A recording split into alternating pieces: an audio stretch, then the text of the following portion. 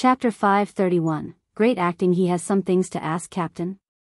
Danitz frowned as he watched Gehrman Sparrow leave the room, unsure what his real motive was. What is this fellow really after? Money, riches?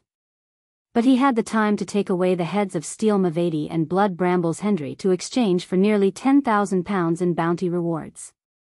Yes, even after paying any commissions, it would still be £7,000 to £8,000. Yet, he didn't do so.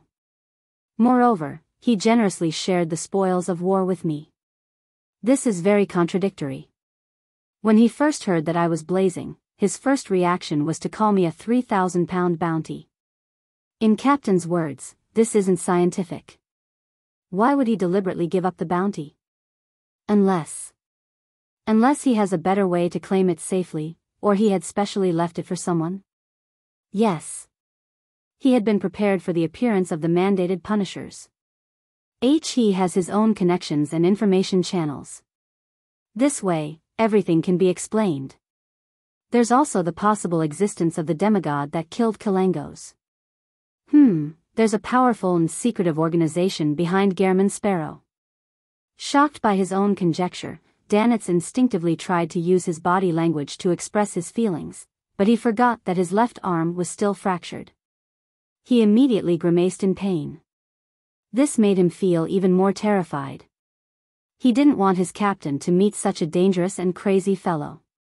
He even suspected that Gehrman Sparrow's real motive was his captain's £26,000 bounty.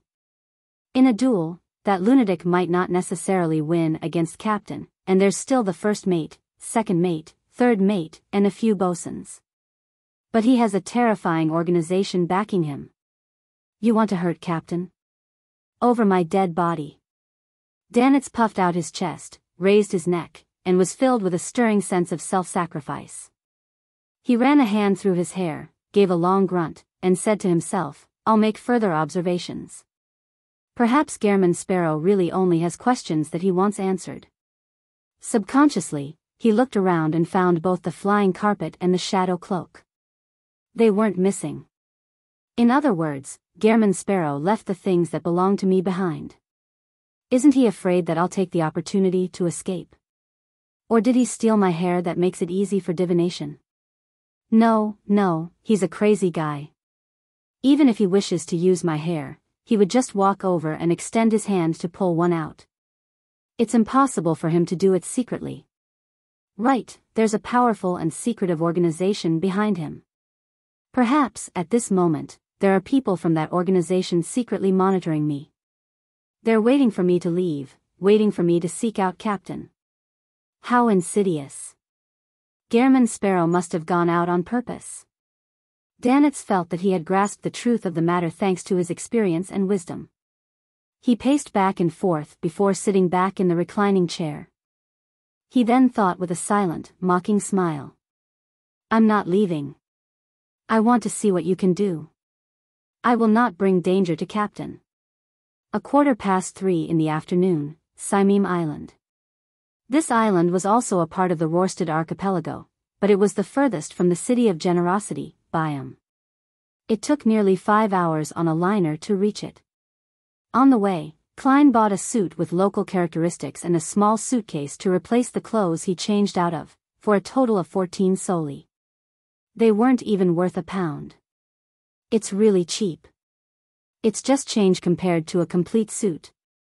Wearing pantaloons, a thick brown jacket, and a light brown cap, Klein disembarked from the liner with a native face that didn't stand out, and he entered some of the old ports on Saimim Island.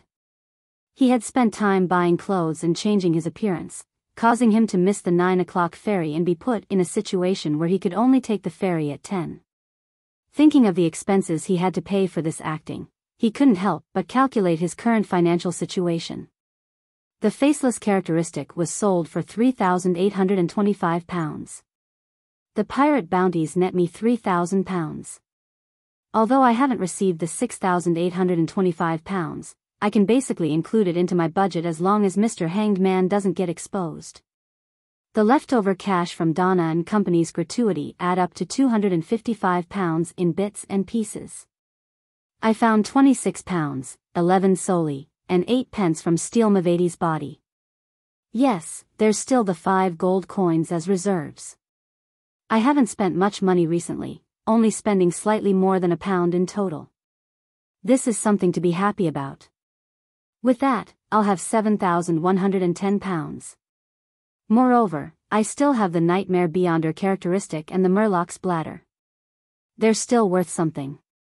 On second thought, I earned a £3,000 bounty with a Zombie Beyonder characteristic. The latter is worth about £3,000 to £5,000. That is to say I earned about £7,000.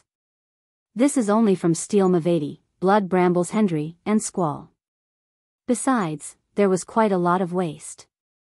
Indeed, hunting pirates is quite a good job. It can administer justice, punish the evil, protect the weak and innocent, and also make me rich overnight. Klein subconsciously turned his head to the side, only to see that the color of the seawater was much clearer than that of Bayam's. It was as if the seawater was a huge, green, sparkling gem, reflecting golden rays under the sunlight. Sure enough, it's not without reason that generations after generations of adventurers have gone out to sea to search for wealth.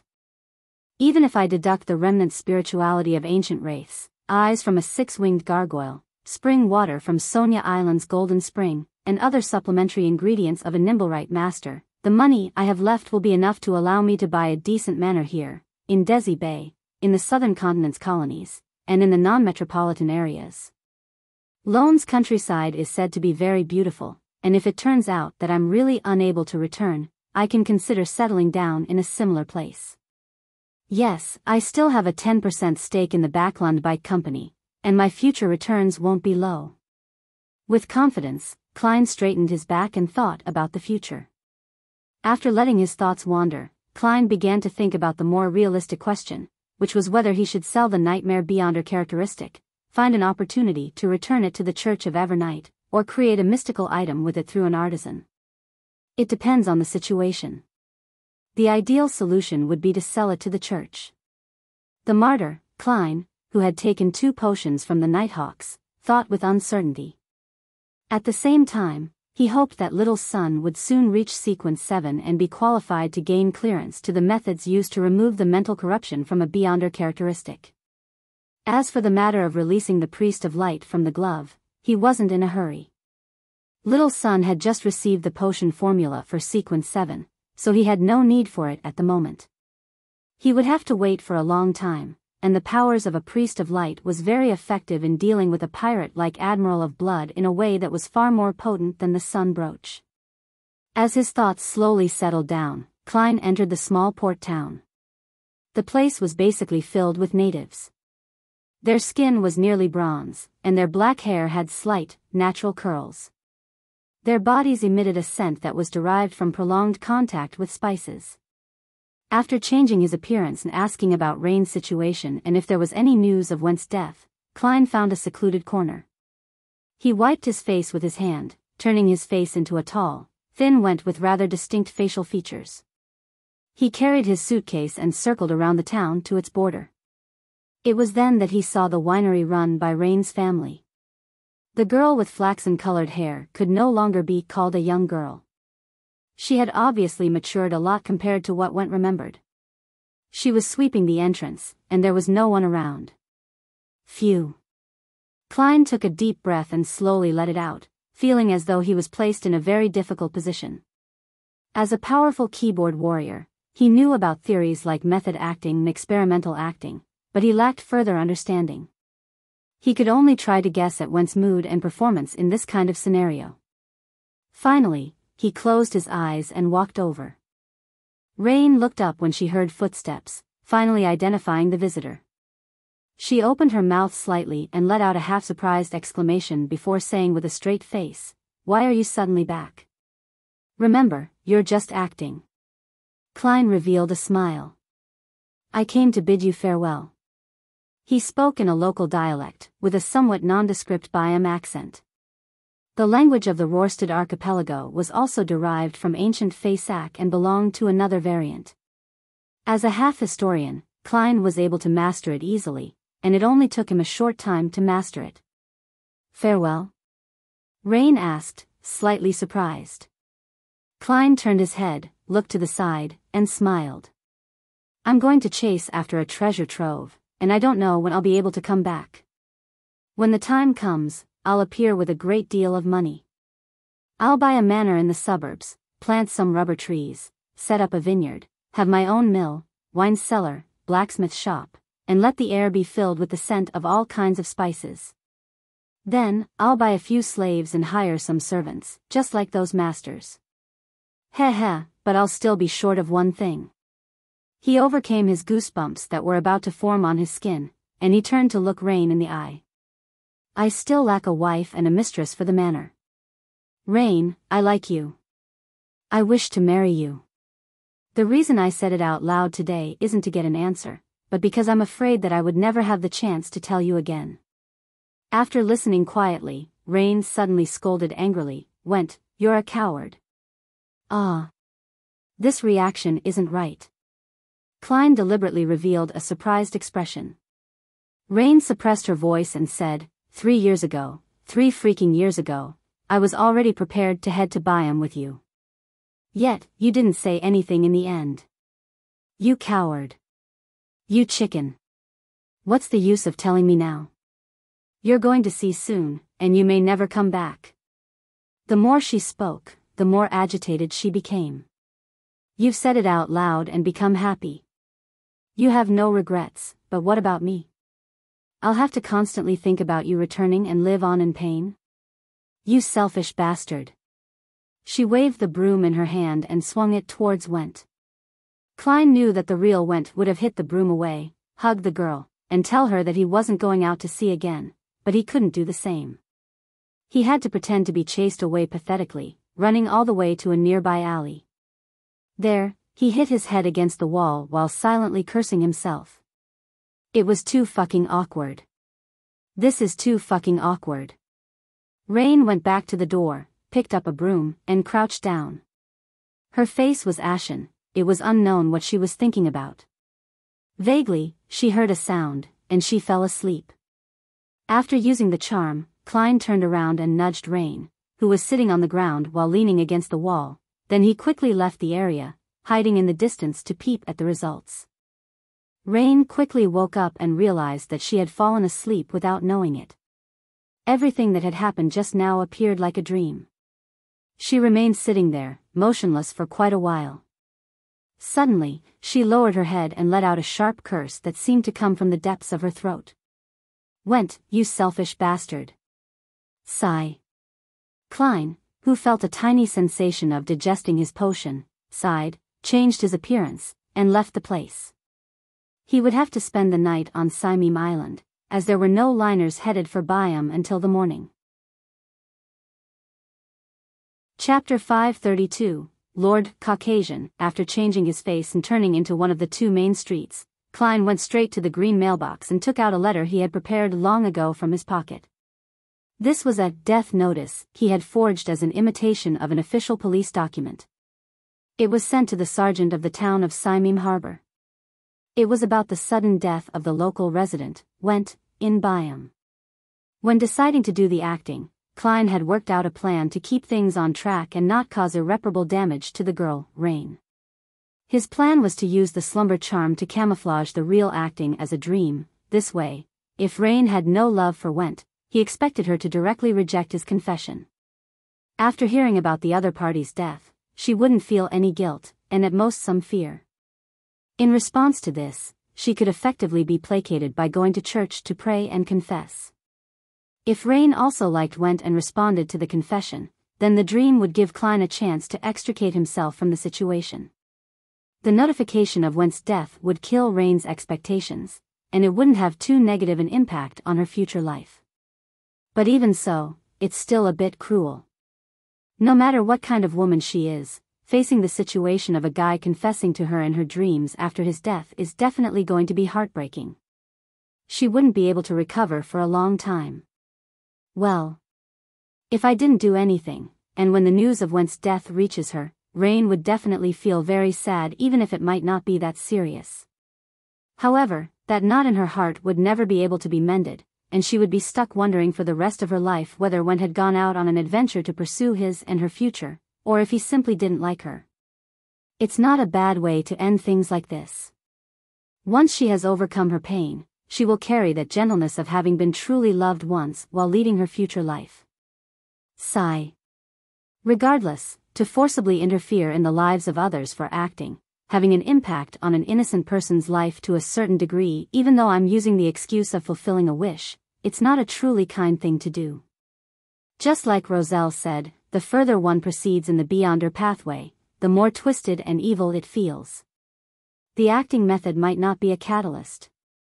All I can do is try my best to minimize such effects. After sending the letter, Klein exhaled, and with a native face that didn't stand out, he walked to the only inn in town. Along the way, he summed up his previous experience, which was that disguising yourself as someone else and obtaining feedback was likely a main clause of the faceless principles, second only to, you can disguise yourself into anyone, but you are ultimately yourself. If it were any other faceless, they would have blocked out information about Wen's death for the sake of this role. They would have agreed to Rain's confession and spent 1 to 2 years in a relationship with her, marry her, and have children with her, and then, to not be bound by the various relationships in this identity, remember who they were and leave coldly. If there was no exposure during this process, the potion would mostly be digested. But I really can't do it. It's just completely against my conscience. I can only try to push the envelope. Klein sighed, inexplicably afraid. He shook his head and thought in a silent self-deprecating manner, Beyonders not only have to constantly fight against threats and madness, but also fight against all kinds of evil thoughts, as well as the corruption that pulls one down and can cause one to fall if they aren't careful. Even so, at the end of the day, one might still be corrupted by the abyss, becoming a monster that one swears to get rid of. Sigh. Suppressing his thoughts, Klein stepped into the inn and said to the boss behind the counter, an ordinary room. The thin boss looked up and gave a glance, saying, a valid ID certificate. How can a face I just came up with have one? Klein smiled in embarrassment. I forgot to bring it. Then you cannot stay here. This is the rule of our town. The boss once again lowered his head and calculated his income and expenditure for the day. Klein took out a solely note and pushed it over as if nothing had happened. The boss's eyes suddenly widened. No, put it away. I don't want to be locked up by the sergeant. Get out, you dirty bastard with no proof of identity. Klein was thrown out of the inn in shock, unable to believe that the omnipotent entity known as money had just lost its power.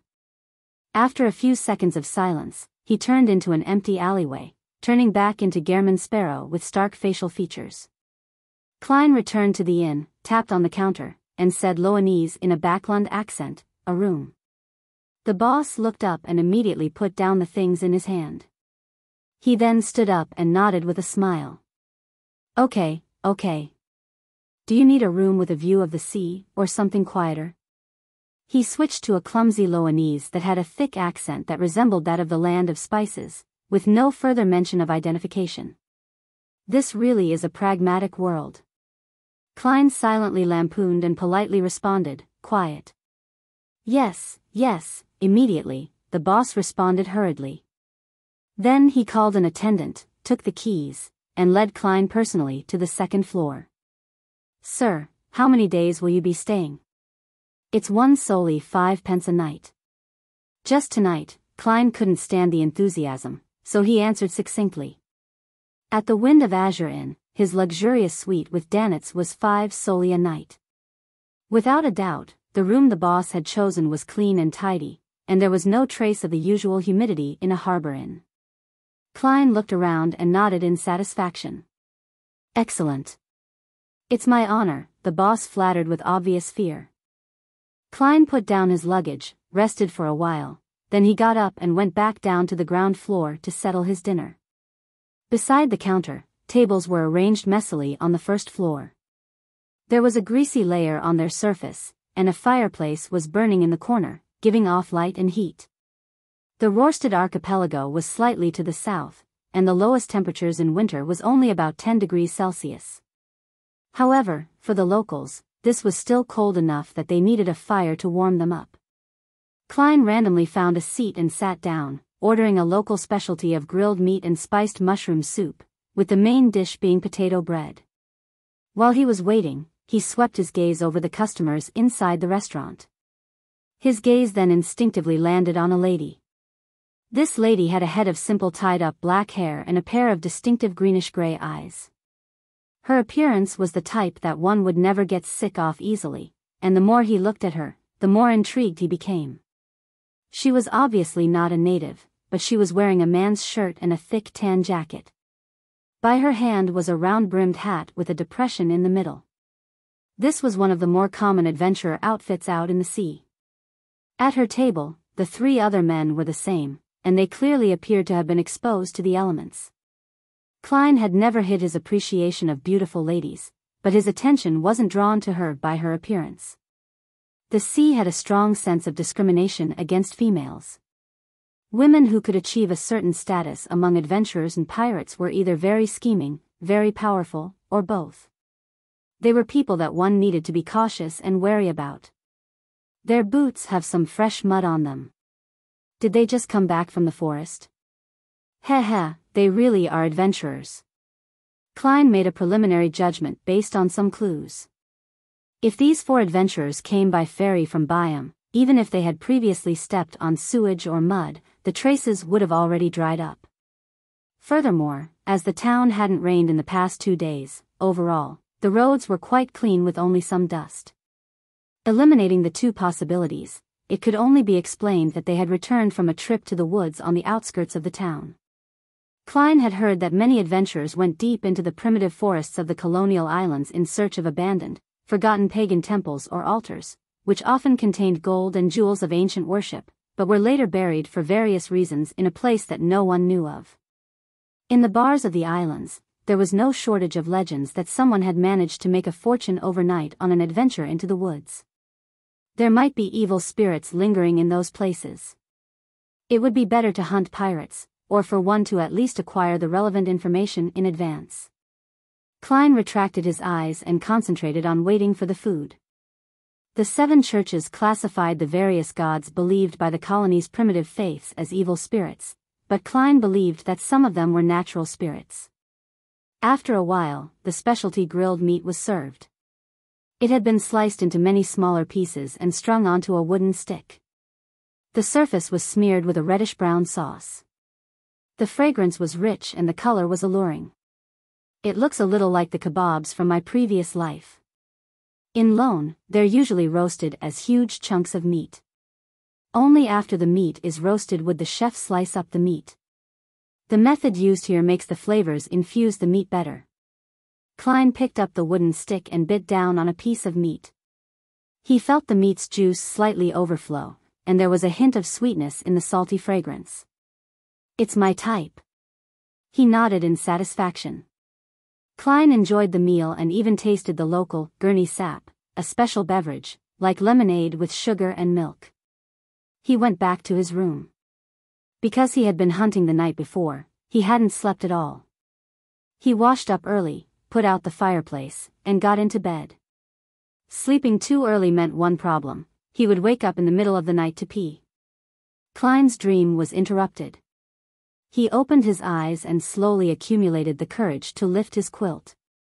In the middle of the night, Simene was about 8 to 9 degrees Celsius, and it was enough to make it feel sufficiently cold. After lying still for a while, Klein stretched out his arm and silently withdrew it. He contemplated for a few seconds before reaching out his hand again and picking up the sun brooch from his bedside table. Although it only provided the feeling of a hot summer on a spiritual level, and it didn't produce any actual heat, it could at least deceive himself into thinking that it wasn't cold. Klein got out of bed and headed for the washroom. He narrowed his eyes to ease the pressure on his lower abdomen. When he was done, he pulled up his pants and was about to wash his hands when his spiritual perception was triggered. Klein frowned slightly and looked up at the vent in the bathroom. Suddenly, something black and slippery dropped and hung there. It was a venomous snake extending its forked tongue. Klein was startled. He opened his mouth and shouted, "Bang!" The snake was miserably hit, and it split in half. What happened? Klein stared at it for a few seconds. Seeing no further movement, he walked out of the bathroom and pulled a gold coin from his pocket. Chapter 533, Mr. 4,200 pounds, there is danger in the inn. Klein softly chanted the divination statement, entered cogitation, and then flipped a gold coin. Clang! A faint but crisp sound echoed in the quiet room. The gold coin tumbled and fell, landing in Klein's palm. It was tails, indicating a negative response. No danger.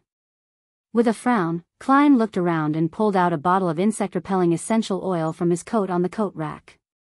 He sprinkled a circle around him, then he quickly took 4 steps counterclockwise, entering the gray fog to make a divination for confirmation.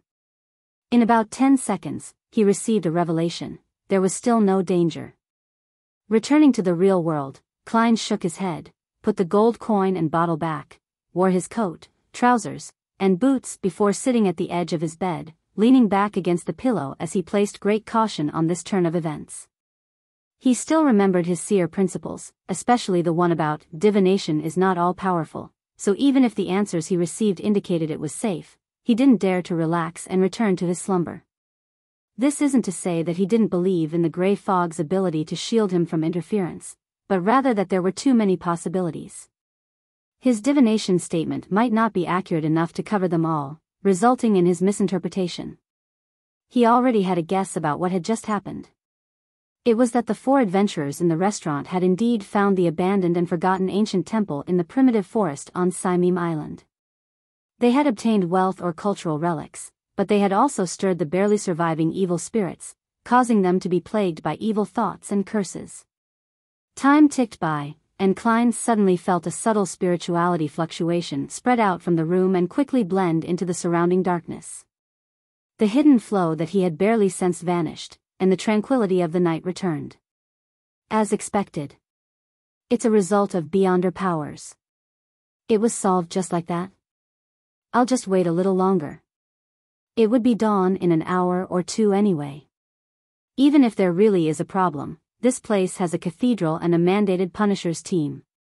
Klein half closed his eyes and began to engage in cogitation. Bayam, a Miras leaf bar. Danitz, determined to hoodwink any monitoring, carried a cup of Lanty-proof and drunkenly watched as the girls on the boxing ring danced a hot, sexy dance. Dogs hit. It's been so long since they've lost a single piece of clothing. He shouted with the other drunks.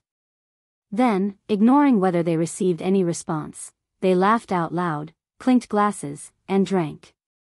Have you read the newspapers? A man who was fooling around in the bar late at night burped and said to his companions. Did your brain get eaten by a donkey? Do you think that I can read those twisting and turning letters of the alphabet?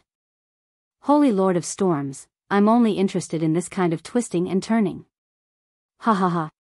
His companion raised his glass and pointed at the dancers, laughing at what he thought was a humorous answer. The man who had spoken earlier smacked the back of his head. Steele is dead. He was killed by blazing. The nearby Danitz was stunned for a moment, then he sat up, turning his head slightly. He cleared his throat and took a sip of the liquor, acting as if nothing had happened, but he secretly inched closer to hear what the others had to say about the matter. The adventurer and part-time pirate who had brought him into the trade had once said that life at sea would have been meaningless without liquor, women, and boasting. Steel? What steel?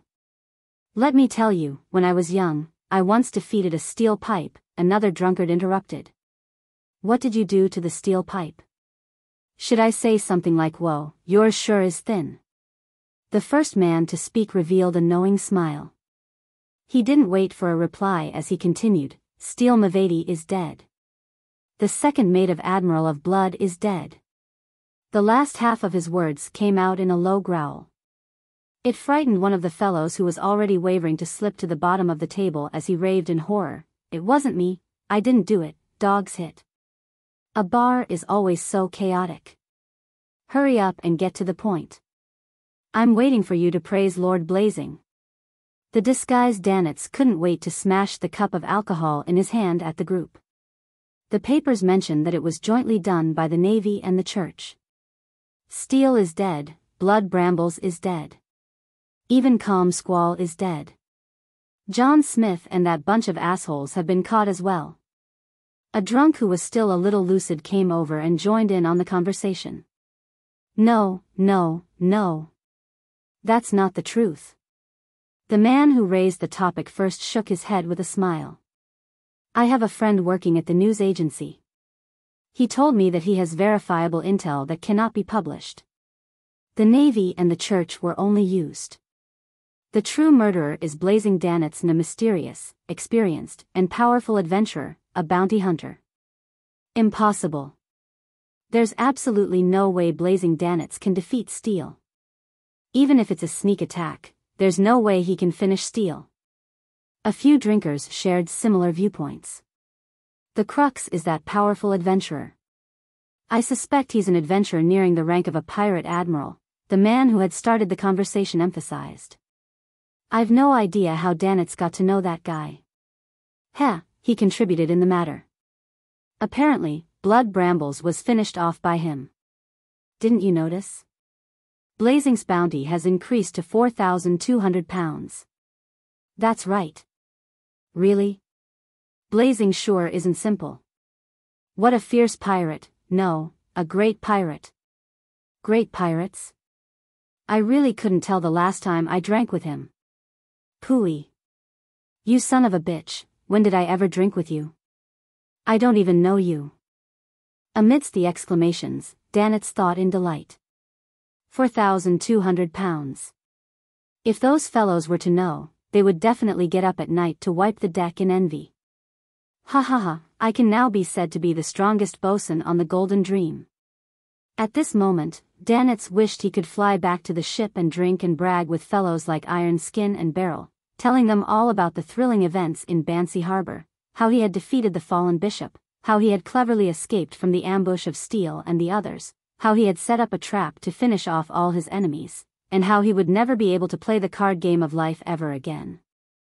Unfortunately, for the sake of Captain, I still have to continue to be the servant of Gehrman Sparrow, that madman. Sigh, I'm already a great 4,200-pound pirate. Danitz sighed, allowing himself to continue to be paralyzed by the alcohol. As the Storm Cathedral's bells rang, the orange sun rose in the sky. The surroundings were still so quiet that only the sound of water could be heard. Without encountering anything abnormal, Klein exhaled in relief and took off his clothes, returned to bed, and made up for his lack of sleep by sleeping for another 2 more hours. His considerable spirituality allowed him to wake up at the scheduled time of 8:30 a.m. He washed up slowly, changed his clothes, and went to the first floor to buy a loaf of bread with cooked chestnuts and a glass of Gurney sap. He ate as he walked to the dock. Since he had already bought his return tickets for the 9 o'clock liner, Klein kept watch of the time and prepared to board the ship. At that moment, he saw the lady with the greenish-gray eyes, as well as the 3 male adventurers from her team. They were buying tickets at the ticket office. The liner is about to leave. They definitely wouldn't be able to make it in time for the 9 o'clock trip. I wonder what they obtained from the abandoned temple, but last night they attracted an existence similar to an evil spirit. Please don't let anything unexpected happen when they ride on the liner. Klein used his body to block the adventurer's line of sight, took out a gold coin, and made a divination. His revelation was that the later liner wouldn't be in danger. Klein hesitated for 2 seconds, looked at the passengers waiting for the 10 o'clock liner near the ticket office, rubbed his fingers together in silence, and lit the ticket in his palm. He went back to the ticket office as if nothing had happened and bought the 10 o'clock liner ticket for 4 soli. Then, he went to the washroom at the docks, went above the gray fog, and quickly divined his worries. He knew very well that if the results showed that there were great dangers, he wouldn't take the risk of boarding the ship.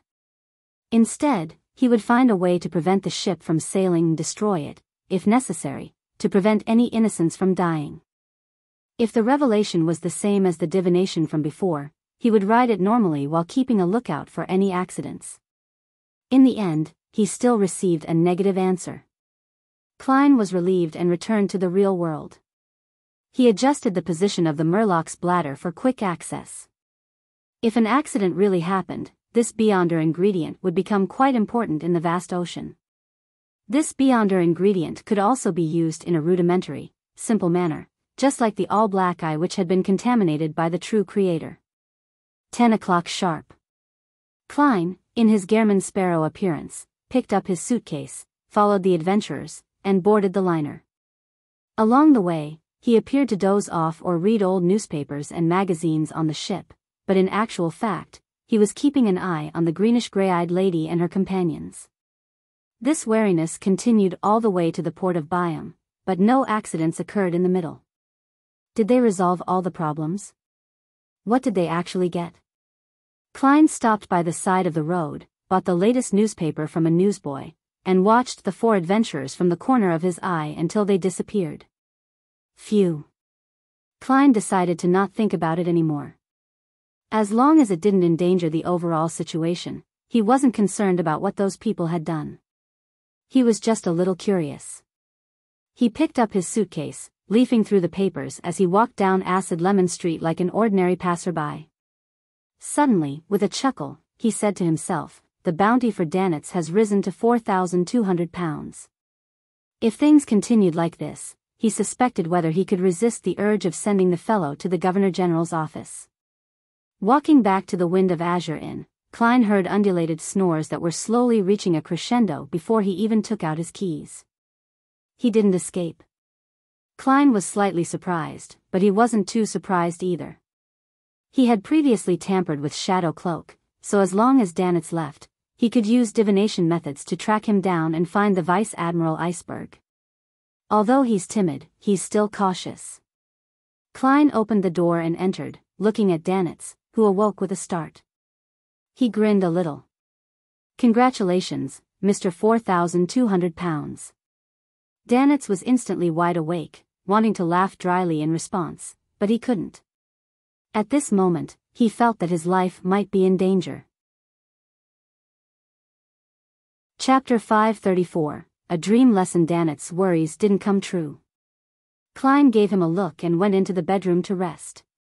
During the 5 hours he spent on the liner, he had always been in a highly tense state. He had also been alarmed last night and didn't sleep well as a result. At this moment, he couldn't help but feel exhausted. With a thud, Klein closed the bedroom door. Phew. He scared me to death. Danitz relaxed and slumped into the reclining chair. The scene of him turning into gold pounds had surfaced in his mind a moment ago. He found it difficult to stop having these scenes appear one after another in his mind.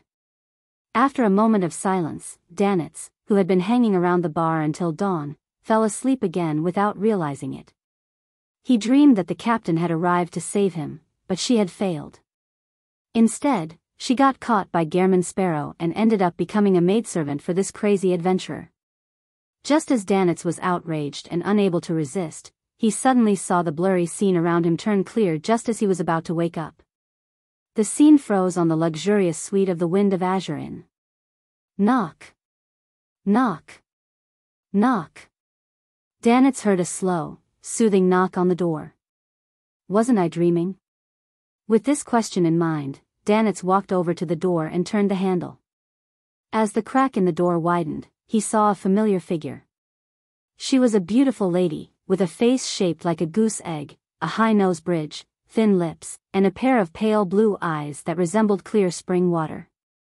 Her long brown hair parted in the middle, tied in a simple but delicate knot at the back of her head as they flowed down.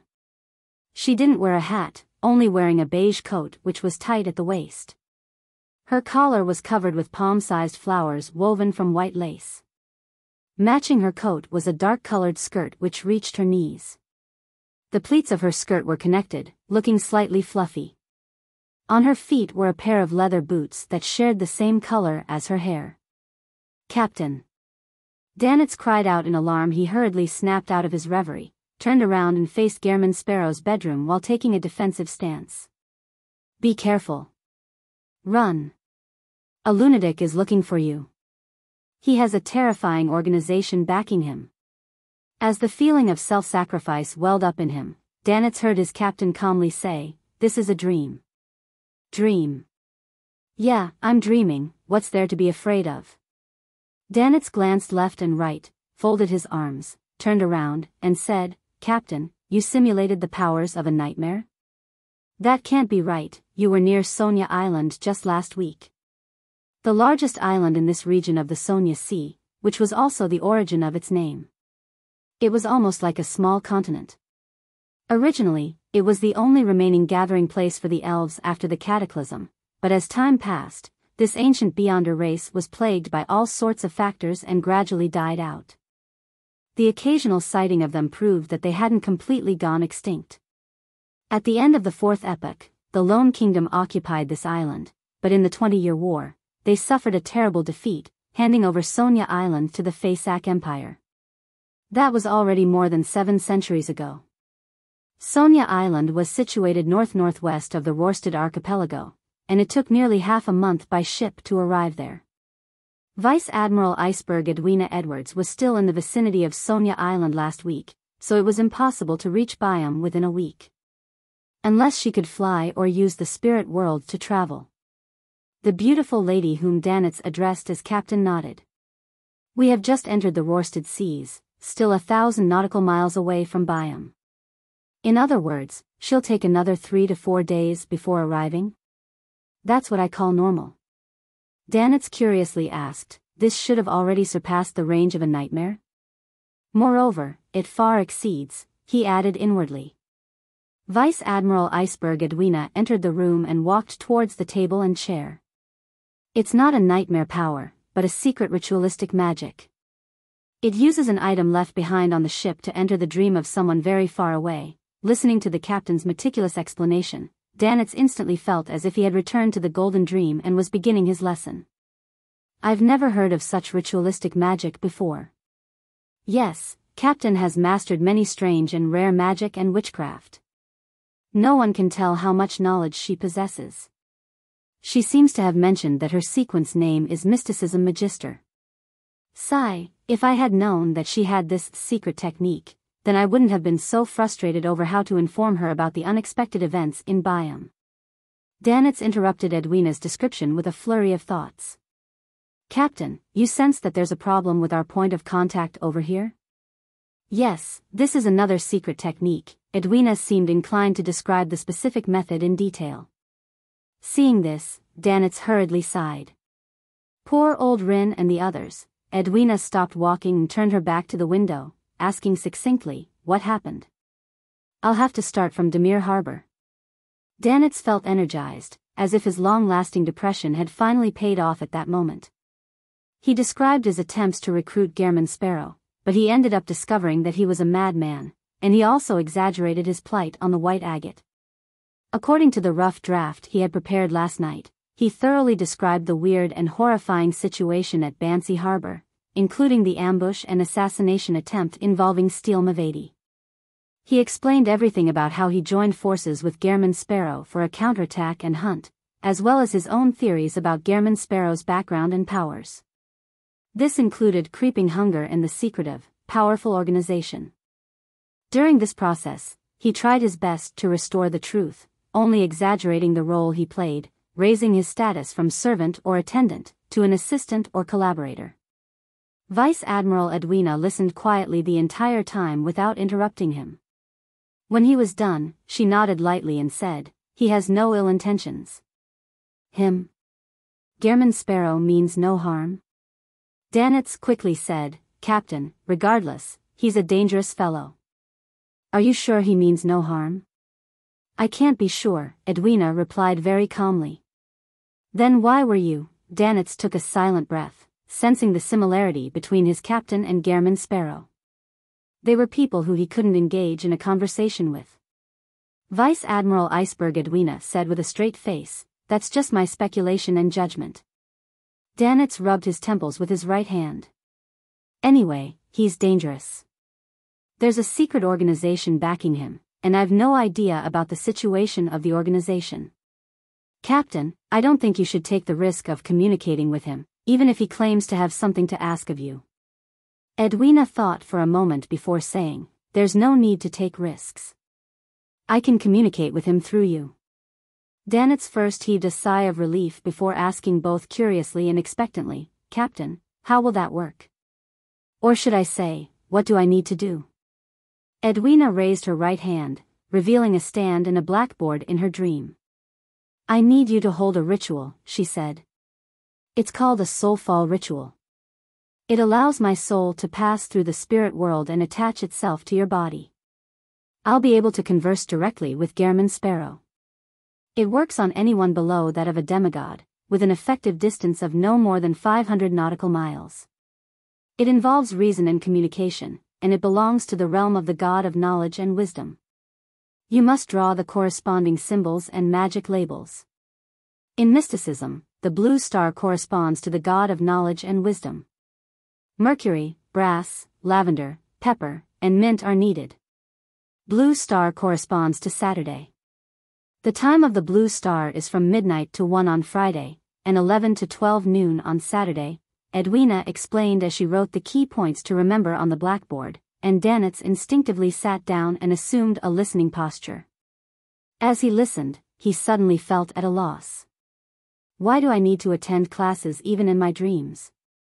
In the bedroom, Klein, who was sleeping, suddenly jolted awake, having vaguely sensed something. He got out of bed and listened for a moment. In the living room, although Danitz was snoring, his breathing was calmer than before.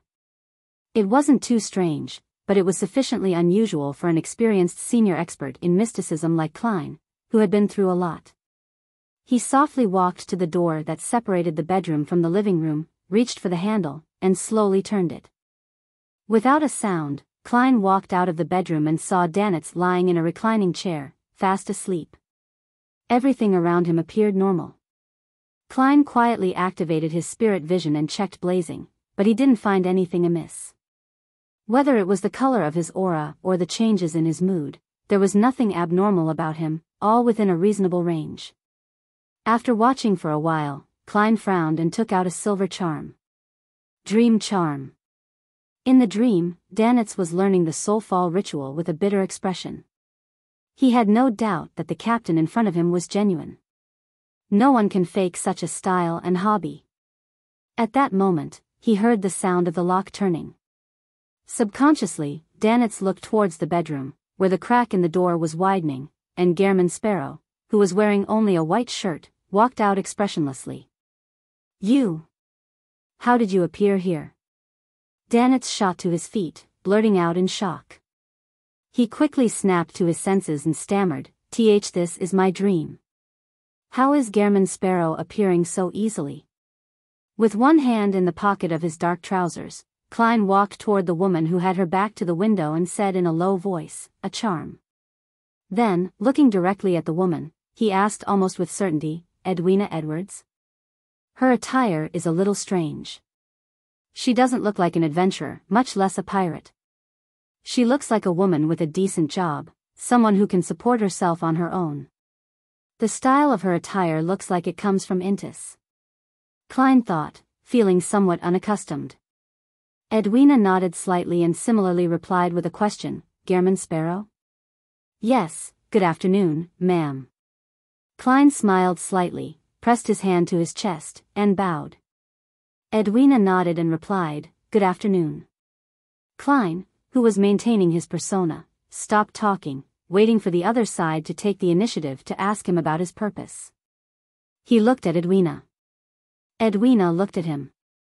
There was a sudden silence in the dream for several minutes. From time to time, Danitz looked to the right and to the left, having a baffling feeling that perhaps all of this might really be a dream. Chapter 535. Fond of teaching, unable to tolerate the situation, Danitz decided to do something about the situation. He coughed twice and faced Vice Admiral Iceberg Edwina Edwards and said, "Captain, Mr. Gehrman Sparrow has some questions for you." Phew. Klein let out a sigh of relief. If this stare-down continued, he felt as though his persona would collapse. Edwina gently nodded her head, looked at Klein, and said, "Mr. Sparrow, have you received education?" What kind of question is this? Klein's expression didn't change as he indifferently replied, university graduate. Ah. Danitz looked at Gehrman Sparrow in surprise, unable to believe the fact that this crazy adventurer and bounty hunter had actually gone to university and even graduated. He had no way of putting a university, a hallmark of wisdom, with that of Gehrman Sparrow together. Unless it's some Hunter University or Killer Academy. Or a university that exists only in the fantasies of madmen and psychopaths. Danitz couldn't help but lampoon silently. Edwina didn't seem surprised. She continued to ask, "What languages have you mastered?" Klein resisted the urge to frown and said, "Jotun, Elvish, Dragonese, Ancient Hermes, Ancient Faesac, Loanese." Edwina responded tersely. "Do you understand the other domains in mysticism?" Feeling adrift for a moment, Klein felt like he had returned to his previous life's elementary school days. Due to his age handicap, he had been asked a series of questions by a teacher, such as how many Chinese characters he had mastered, if he had mastered the 4 arithmetic operations, whether he knew the English alphabet, and how many Tang Dynasty poems he could recite. "Calm down. You're Gehrman Sparrow now," Klein once again said without emotion, adept. Edwina thought for 2 seconds and then explained in an unhurried manner, "I have to combine your standard of knowledge with how I would answer the questions so that you can understand the answers more easily." This. Klein was surprised to find that the beautiful lady in front of him was nothing like an adventurer acting as a part-time pirate. She was basically a teacher with a cold expression but a kind and patient attitude. He calmed down after thinking about the vampire that headed for the Church of Mother Earth daily. "This is the first pirate admiral I'm officially meeting. She's indeed unique."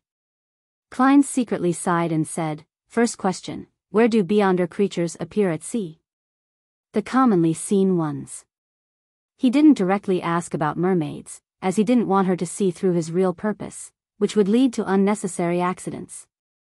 Edwina thought for a moment and then wiped the soulfall ritual off the blackboard. She then wrote and drew, "Set off from Sonia Island. Sail 1,200 nautical miles in this direction and you'll enter the depths of the sea which humans have never explored. There is a Naga tribe active there. They've been working hard to find the underwater city which is rumored to have a powerful demon sealed within. That's the entity of their faith." Edwina spoke in detail, partly from her own efforts to find the treasure itself and partly from the knowledge and rumors she had exchanged. It took her a while to finish the general story, but to Klein's dismay, there were no mermaids anywhere except in the eastern waters of the Gargas archipelago. He quickly calmed his mood and said, "Second question, do you know how to remove the mental corruption from a beyonder characteristic?" He didn't hide the fact that he knew about beyonder characteristics. Edwina's eyes flickered for the first time, as though she had a new understanding of Gehrman Sparrow. She shook her head. "I don't know. However, I once imagined that it's possible by borrowing the power of an external force and completely crushing the corrupted beyonder characteristic to reduce it to the smallest specks of light. This way, whether it's corrupted or cursed, they will scatter having lost their vessel. They would rapidly or slowly vanish. As for the shattered beyonder characteristic, it will gather bit by bit due to their particular traits, eventually taking form again. Unfortunately, only gods can do this. If you get the favor of any god, you can try to please them by offering enough sacrifices and pray for a response.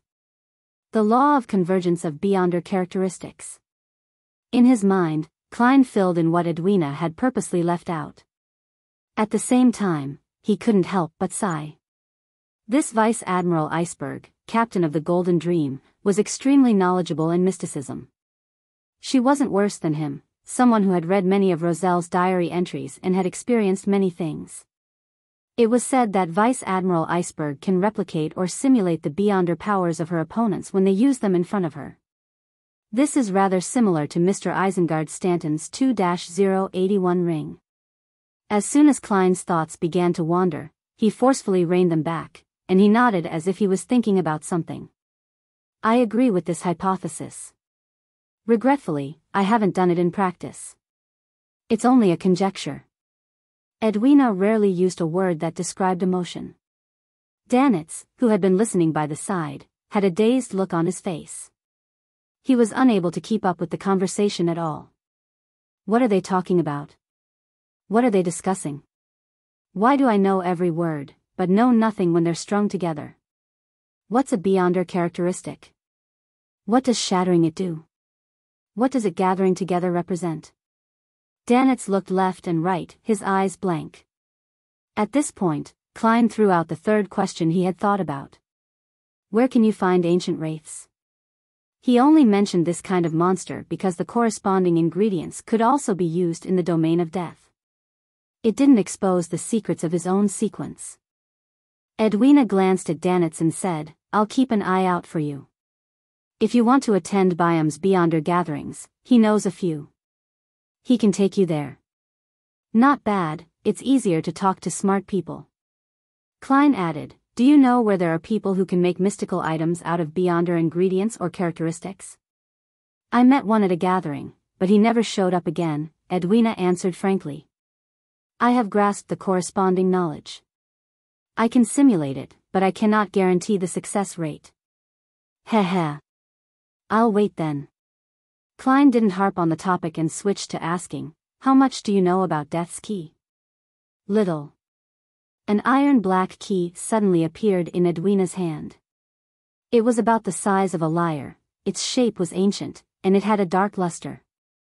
The pirate admiral said while half-carrying the item from the shipwreck, if you mean this key, then I can tell you that it belongs to the giants. Klein glanced sideways at Danitz. Your bosun told me that it can also belong to a dragon or a demonic wolf. That was the earliest guess. I've recently found some historical documents. And with the help of the other items on the ship, I have a rudimentary idea.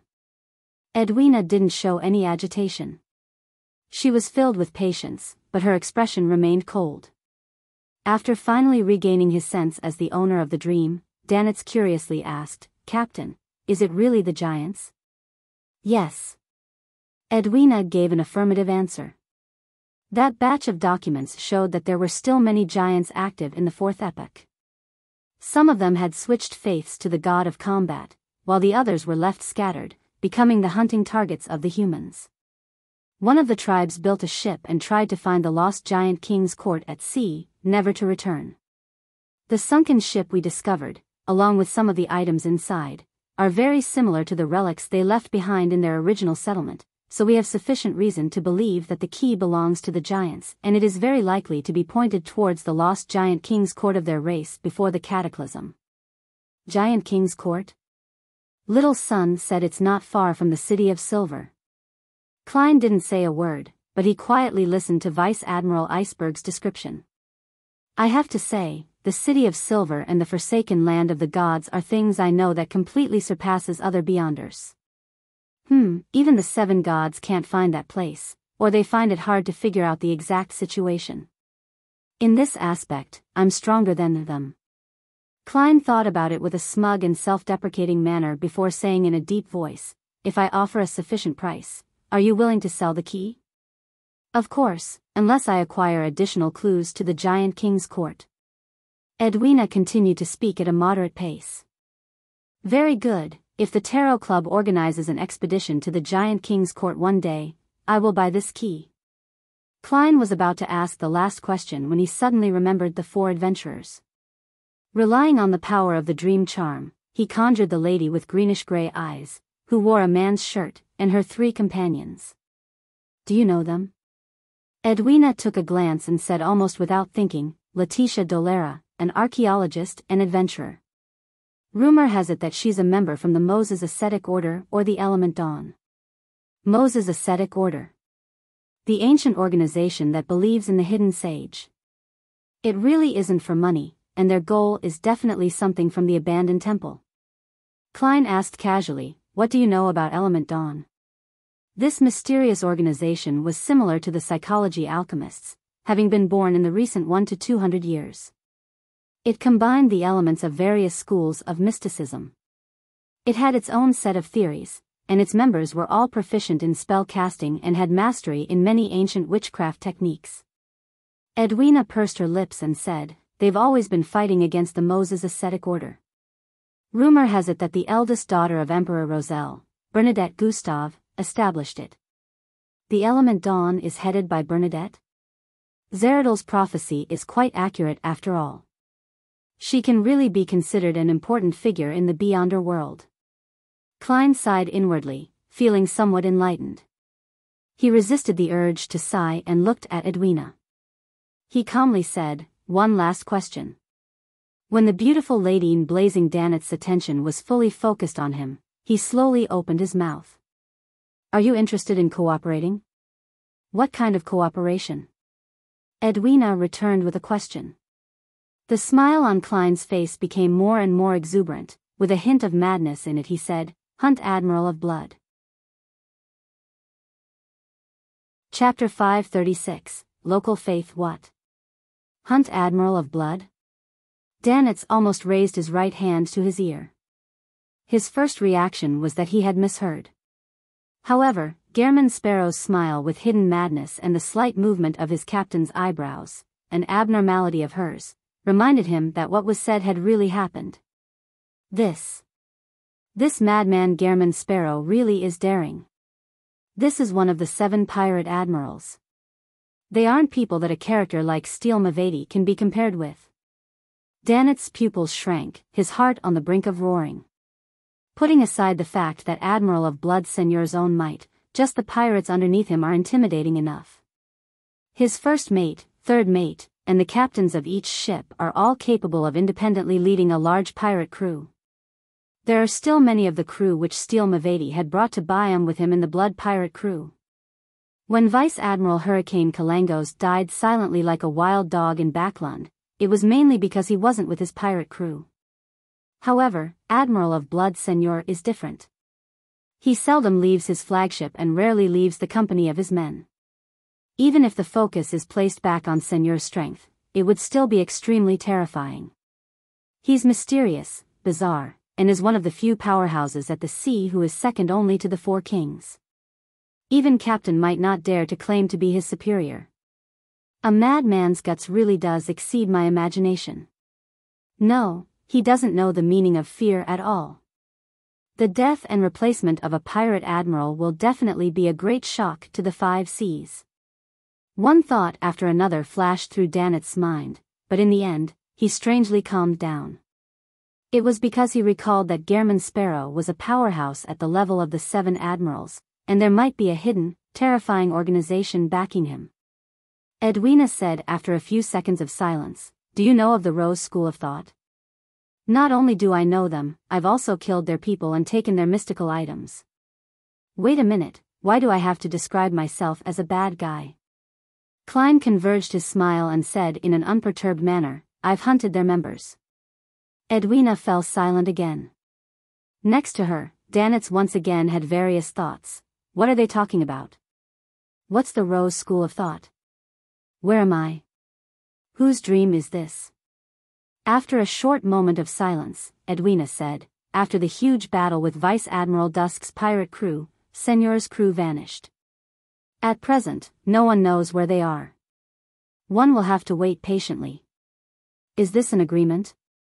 Klein once again revealed a smile. "I do not lack patience. How can I contact you?" Edwina turned her head to look at Danitz. "He knows how." "Me? Soulfall ritual?" "Wait a minute, Captain, you mean I have to follow this madman, Gehrman Sparrow, during this period of time?" "No. Who knows when this fellow will go crazy?" With a start, Danitz quickly opened his mouth and said, "Captain, I've already left the Golden Dream for too long. I've missed too many lessons. I can't wait to return." He tried his hardest to show his sincerity in his eyes, filling them with the desire for knowledge. "I believe we can switch to someone else, like Iron Skin and Beryl." Before he finished his sentence, Edwina suddenly raised her right hand and pressed it against her ear. She looked slightly to the side and said without expression, "What did you say?" "I couldn't hear it."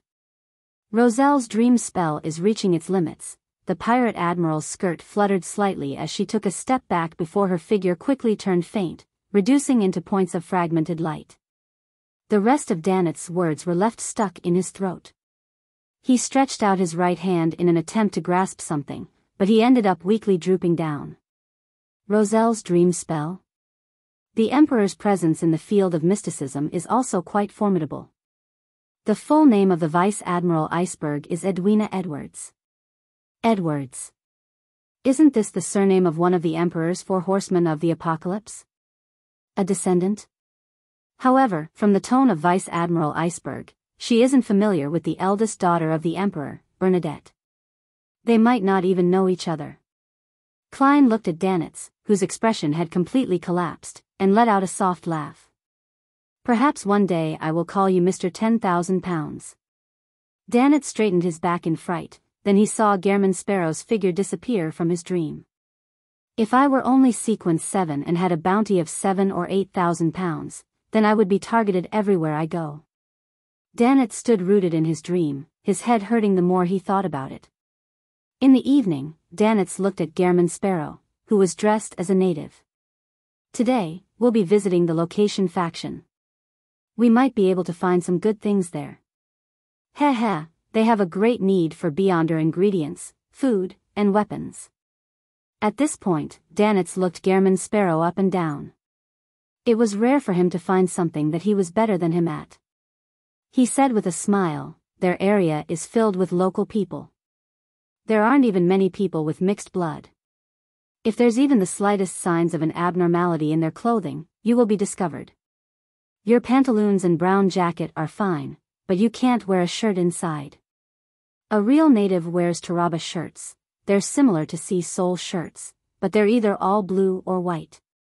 They don't wear caps, headscarves, or anything. Also, people like you who look obviously Loanese will encounter very serious discrimination and hostility there, just like a wolf that sneaks into a flock of sheep. You can't hide your existence at all. Before he could finish, he saw Gehrman Sparrow tilt his head and look at him. His deep facial features quickly turned soft. His fair skin was instantly stained with the color of bronze. In just a snap, he had become an undeniable native that didn't stand out in any way. After a few seconds of silence, Danitz laughed dryly as if nothing had happened. Me too. I have to disguise myself. Your disguise?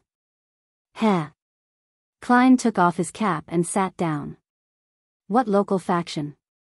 It actually trades beyonder ingredients, food, and weapons. Ahem, to put it simply, the resistance.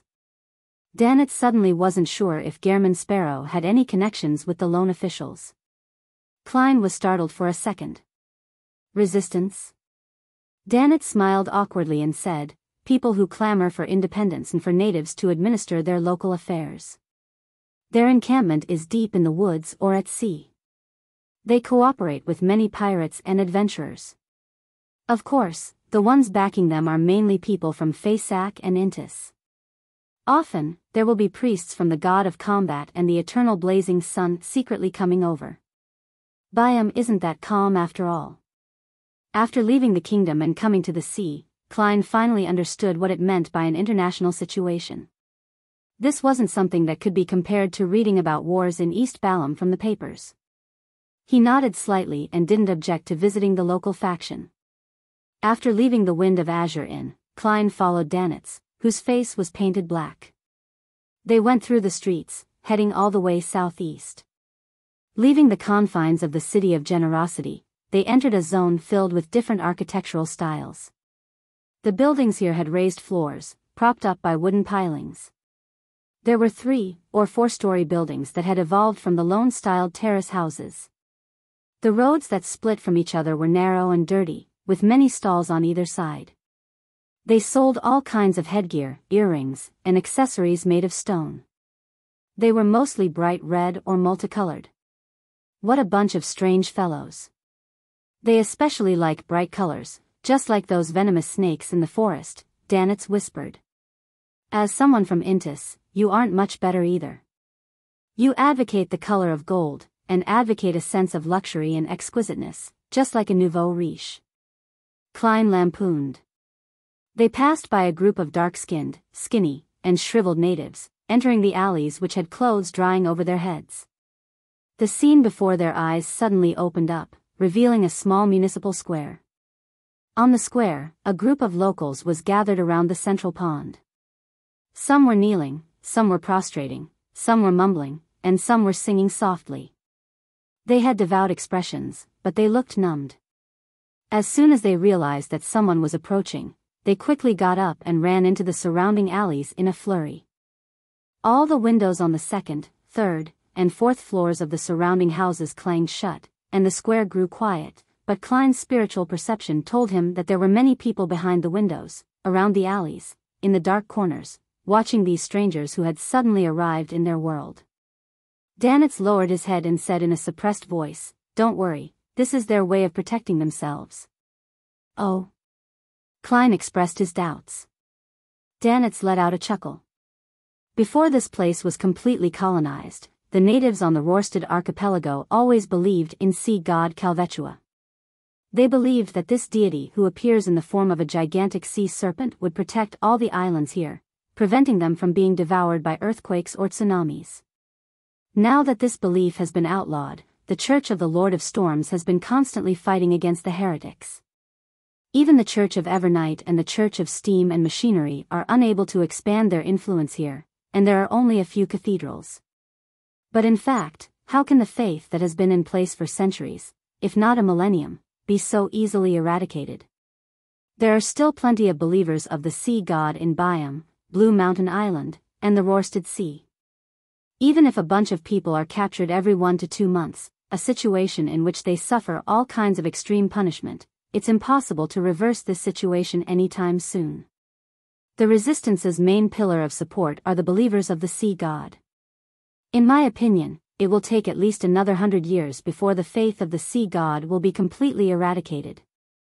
Of course, that's under the premise that there aren't any other disruptive elements.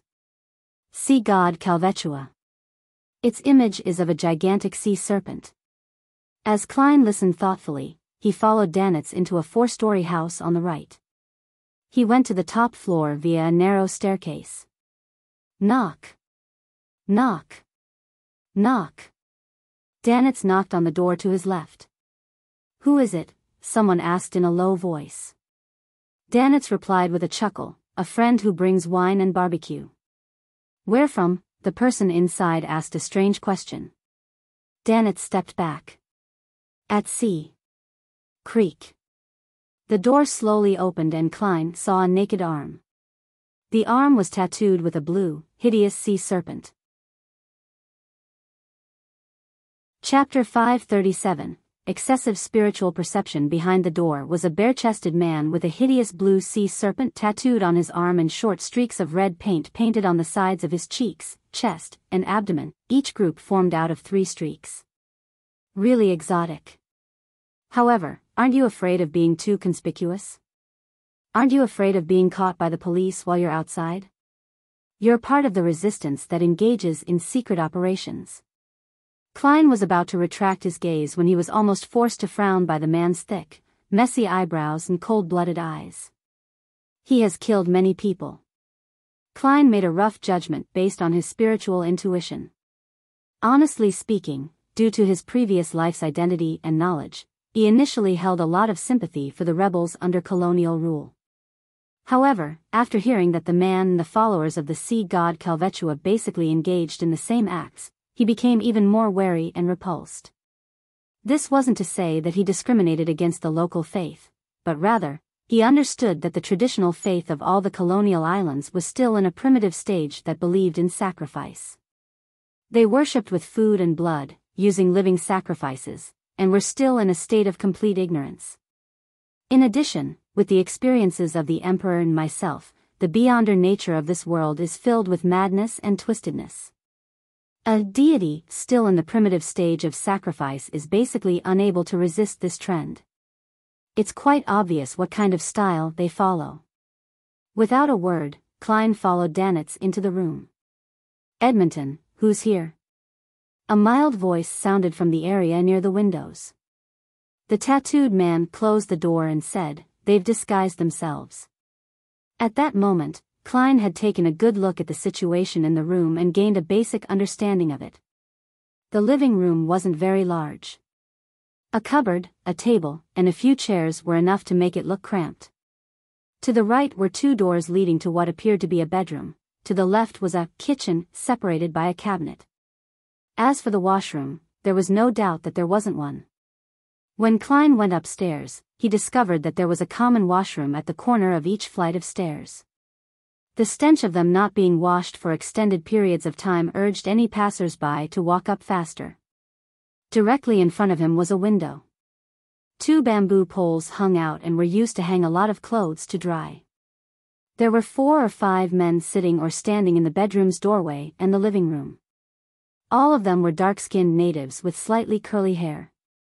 They wore dark blue taraba shirts and more or less had red paint on their bare skin, and as for the sea serpent tattoo, Klein couldn't tell if it was there or not because of the clothing. Some of them had revolvers at their waists, some carrying brownish-red hunting rifles. Some even carried gray steel backpacks and long, thick high-pressure steam rifles. They formed a semicircle around Danitz and Klein, who had just entered the room. The person who spoke was a wheelchair-bound man in his 40s. He wore a jacket and had a blanket over his knees. He had a shaved head, a slightly green beard on both sides of his face, and his dark brown eyes were calm and collected. He glanced at his visitor and slowly smiled. Blazing. Danitz was stunned for a moment before forcing out a laugh. Kalat, you have a good eye. Dog's hit. Am I so bad at disguising myself? He roared inwardly, unwilling to accept the fact. Kalat ignored Blazing's insincere praise and instead chuckled. I heard that you killed Steel and Blood Brambles. How else would they be dead? Danitz retorted without hesitation. Kalat narrowed his eyes, slowly shifting his gaze to Klein, who had a featureless face. He knew very well that Blazing Danitz alone would have a hard time killing Blood Brambles Hendry, much less Steel Mavady. His success was rumored to be due to the help of a powerful adventurer, a seasoned bounty hunter. Is it the person beside him? When he looked into Klein's eyes, he didn't see any nervousness, worry, or vigilance. Those eyes were like a deep ocean. It could very well be. At the very least, he's stronger than Blazing. He signaled to Edmonton and the others with his eyes, secretly informing them to be on their guard. What are you doing here? Kalat didn't pursue the subject. Danitz subconsciously looked at Klein, and after seeing his nod of affirmation, he replied, Here to see what good things you have to offer. Kalat pointed to a table and said, It's all placed there. There were many strange and different items laid out, including a whistle made of bone, a simple and crude bagpipe, an iron-black leaf, and a rock stained with blood. Without waiting for Klein and Danitz to examine the items, Kalat clapped his hands and said, I have a mission. If you can complete it, you can freely choose an item from these at no additional cost. He laughed and added, by the definition of you foreigners, they aren't mystical objects, but they all have some supernatural power, but it will slowly, yes, slowly weaken until it disappears. What mission? Klein asked calmly, having no intention of hiding the fact that Danitz was only a follower. He reached into the blanket that extended to his knees and took out a stack of white paper. Find out where they are. If you can catch them directly, you will get even more. He raised his arms and began to display lifelike portraits, including a lady with greenish-gray eyes dressed in a man's shirt. Letitia Dolera. Klein recognized who the resistance was looking for at a glance.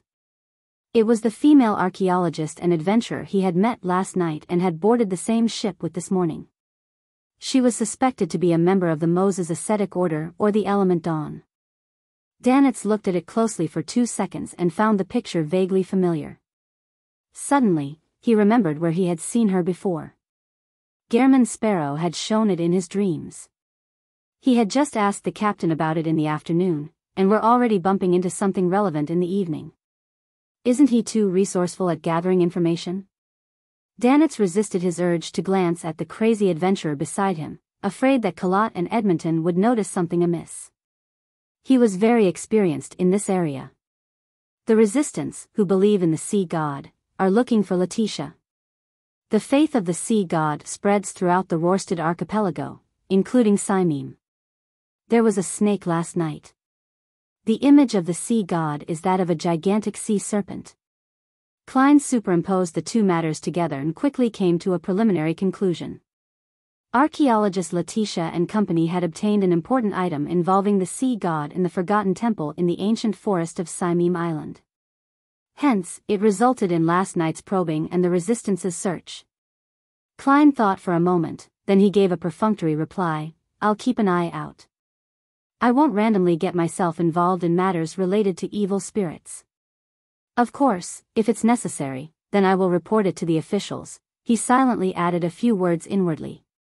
Kalat nodded and said, "Take a look first and see if there's anything you want." Klein walked over and was just about to inquire as he made his selection when he suddenly sensed something and subconsciously looked towards the right side of the item pile. There was a short sword made of thin bones. It was slightly longer than a forearm and had a milky white body. There were a few dark red deep stripes on it. It can trigger my spiritual perception. Klein stretched out his right hand in an attempt to pick up the sharp-boned sword, that was placed right at the front, to carefully examine it. The moment his fingers touched the bone sword, cries of despair and pain suddenly echoed in his mind. A thick stench of blood faintly appeared at the tip of his nose, and he seemed to see many distorted and rotten illusory figures that were covered in mucus. Klein's forehead ached, as though he had been pierced by a needle, and he subconsciously retracted his finger. A little sinister. It's not a simple item. Klein, who had experienced things far more intense before, only showed a slight change in expression. He resisted the urge to activate his spirit vision, afraid that he would see something he shouldn't. Noticing this, Kalat exchanged glances with Edmonton and said with a smile, "This bone sword is capable of draining an enemy's blood. It's not bad. Do you want it? A little proactive." Klein frowned, relaxed his brows immediately, and then he said in a deep voice, "No, there's nothing I want here."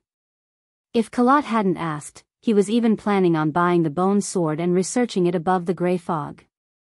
However, the fact that the man promoted it had left him vigilant. Thus, he rationally abandoned his original plans. Kalat crossed his hands and said, "It's not expensive at all. Or would you like to look at something else?" "There's no need." Klein's pupils shrank suddenly as he turned and walked straight towards the door. Danitz hesitated momentarily before hurrying after him.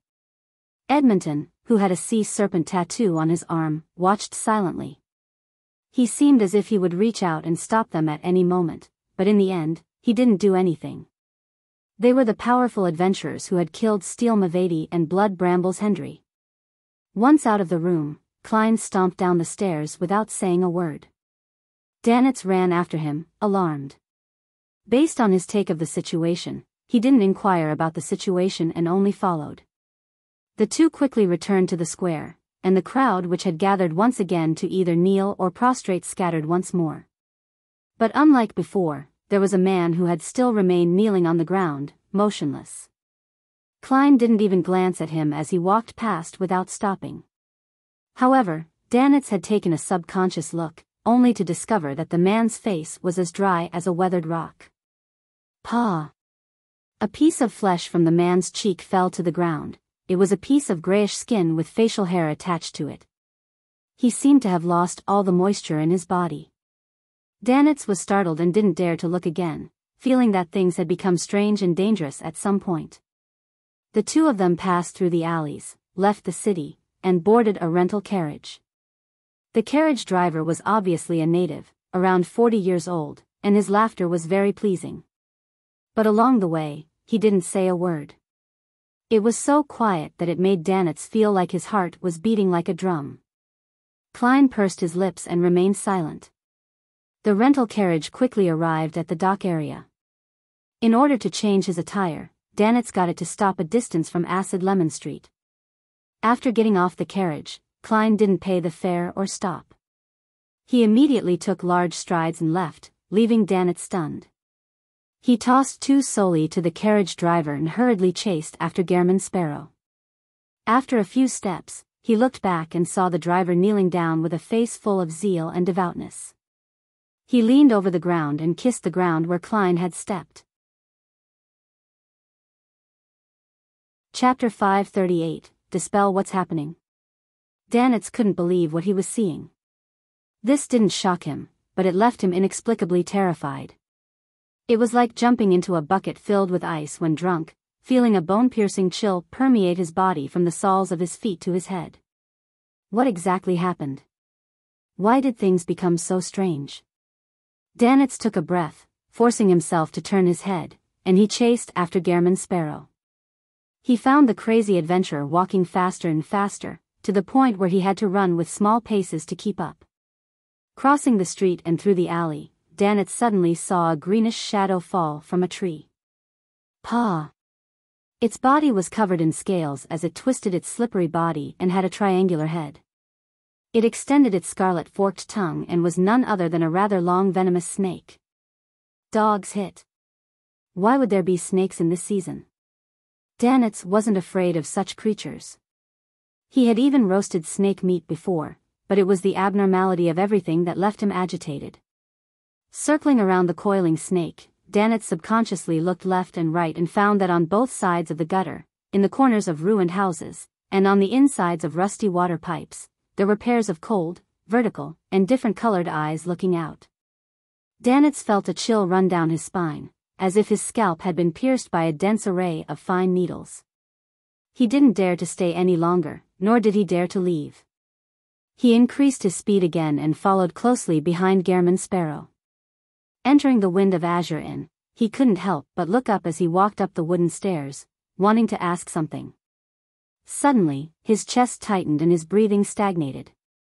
At that moment it was as if he had dived into the bottom of the sea, being pressed down by the heavy torrents of water from every direction. Whoosh! Faintly, Danitz heard the rush of the tide and saw a faint, illusory light surround Gehrman Sparrow, as if it were forming an endless, bottomless blue ocean. Within that ocean, there was an enormous azure-blue figure holding everything up. It resembled a tower. This. Danitz's right foot stopped in mid-air, unable to lower his foot. He wasn't unfamiliar with such feelings. Back at the last pirate convention, the King of the Five Seas, Nast, was even more imposing and terrifying than this. Almost all the pirates couldn't lift their heads, and even powerhouses at the admiral rank could only barely resist. Danitz knew very well that it wasn't a result of Gehrman Sparrow's own powers. If he was at the level of a demigod, there was no need to include the mandated punishers during his hunt of Steel Mavati. Ocean. Tide. These two terms flashed through Danitz's mind, and he immediately thought of the matter of the Resistance's faith in sea god Kalvetua. Could it be that Gehrman Sparrow suffered the sea god's curse via an unknown process when he touched the bone sword? The devotee's corpse that lost all its moisture is one of the conditions for the curse's activation. When the carriage driver prostrated and kissed the ground, was it because he sensed the sea god's aura? Man. Gehrman Sparrow would probably die here today. Should I stay far away to avoid being implicated? At the very most, I'll come back to collect his corpse. It might still be possible to save him. I can use the Soulfall ritual to seek Captain's help. She knows so many different kinds of odd secret techniques. She should be able to resolve this problem. No, Lord. The Soulfall ritual has a requirement of being within 500 nautical miles. They're still en route, and it will take at least half a day to enter that range. As he desperately tried to think of something, Danitz stopped panicking and treaded steadily into the luxurious suite with Gehrman Sparrow. Klein still remained silent, but his dark brown eyes seemed to have a rich azure-blue color that was nearing the color of black. He went straight to the bedroom and locked the door behind him. Danitz stood outside, in a dilemma on whether to flee or save the man. Inside the bedroom, Klein closed his eyes, waiting for the right opportunity. Suddenly, he took 4 steps in a counterclockwise manner, chanting a statement with each step. A wave of manic or high-pitched ravings rapidly rang in his ears as his spirit body shot up into the gray fog. Without a sound, he heard an indescribable, shrill, and painful howl. Klein appeared within the ancient palace, at the very end of the long, model table. In the motionless gray fog below, an illusory, gigantic azure-blue sea serpent appeared. It was located in an ancient dark ruin, coiled around a half-collapsed pillar. Its hideous head was raised, and its bloody mouth was wide open, revealing many curved fangs that were even longer than a human's forearm.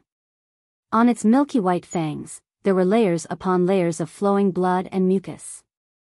This sea serpent madly swung its tail, setting off terrifying waves and ridiculous ripples, causing the entire ruins to sway, as if it was about to collapse.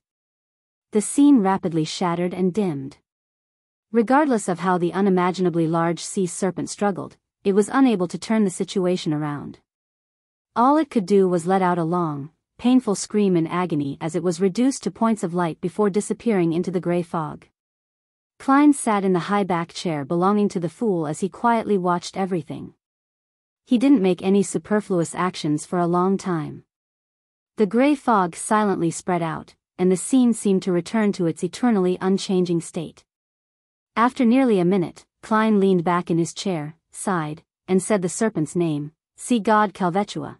After coming into contact with the bone sword, he had already felt the abnormality.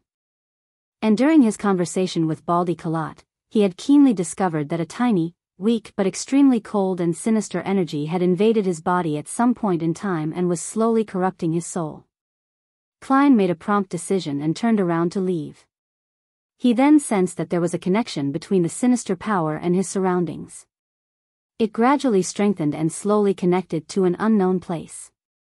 So, as he diverted attention to resist the corruption, he also controlled himself so as to not interact with his surroundings. Klein believed that as long as he responded to the abnormality on his journey back, it would only serve to intensify the corruption, to the point of making irreversible. At first, he wanted to find a nearby washroom and use the gray fog's shielding and isolation to remove the cold and sinister power, but after repeated considerations, he decided to leave the area. This was because there were many followers of the sea god around, and it was extremely likely for an accident to happen.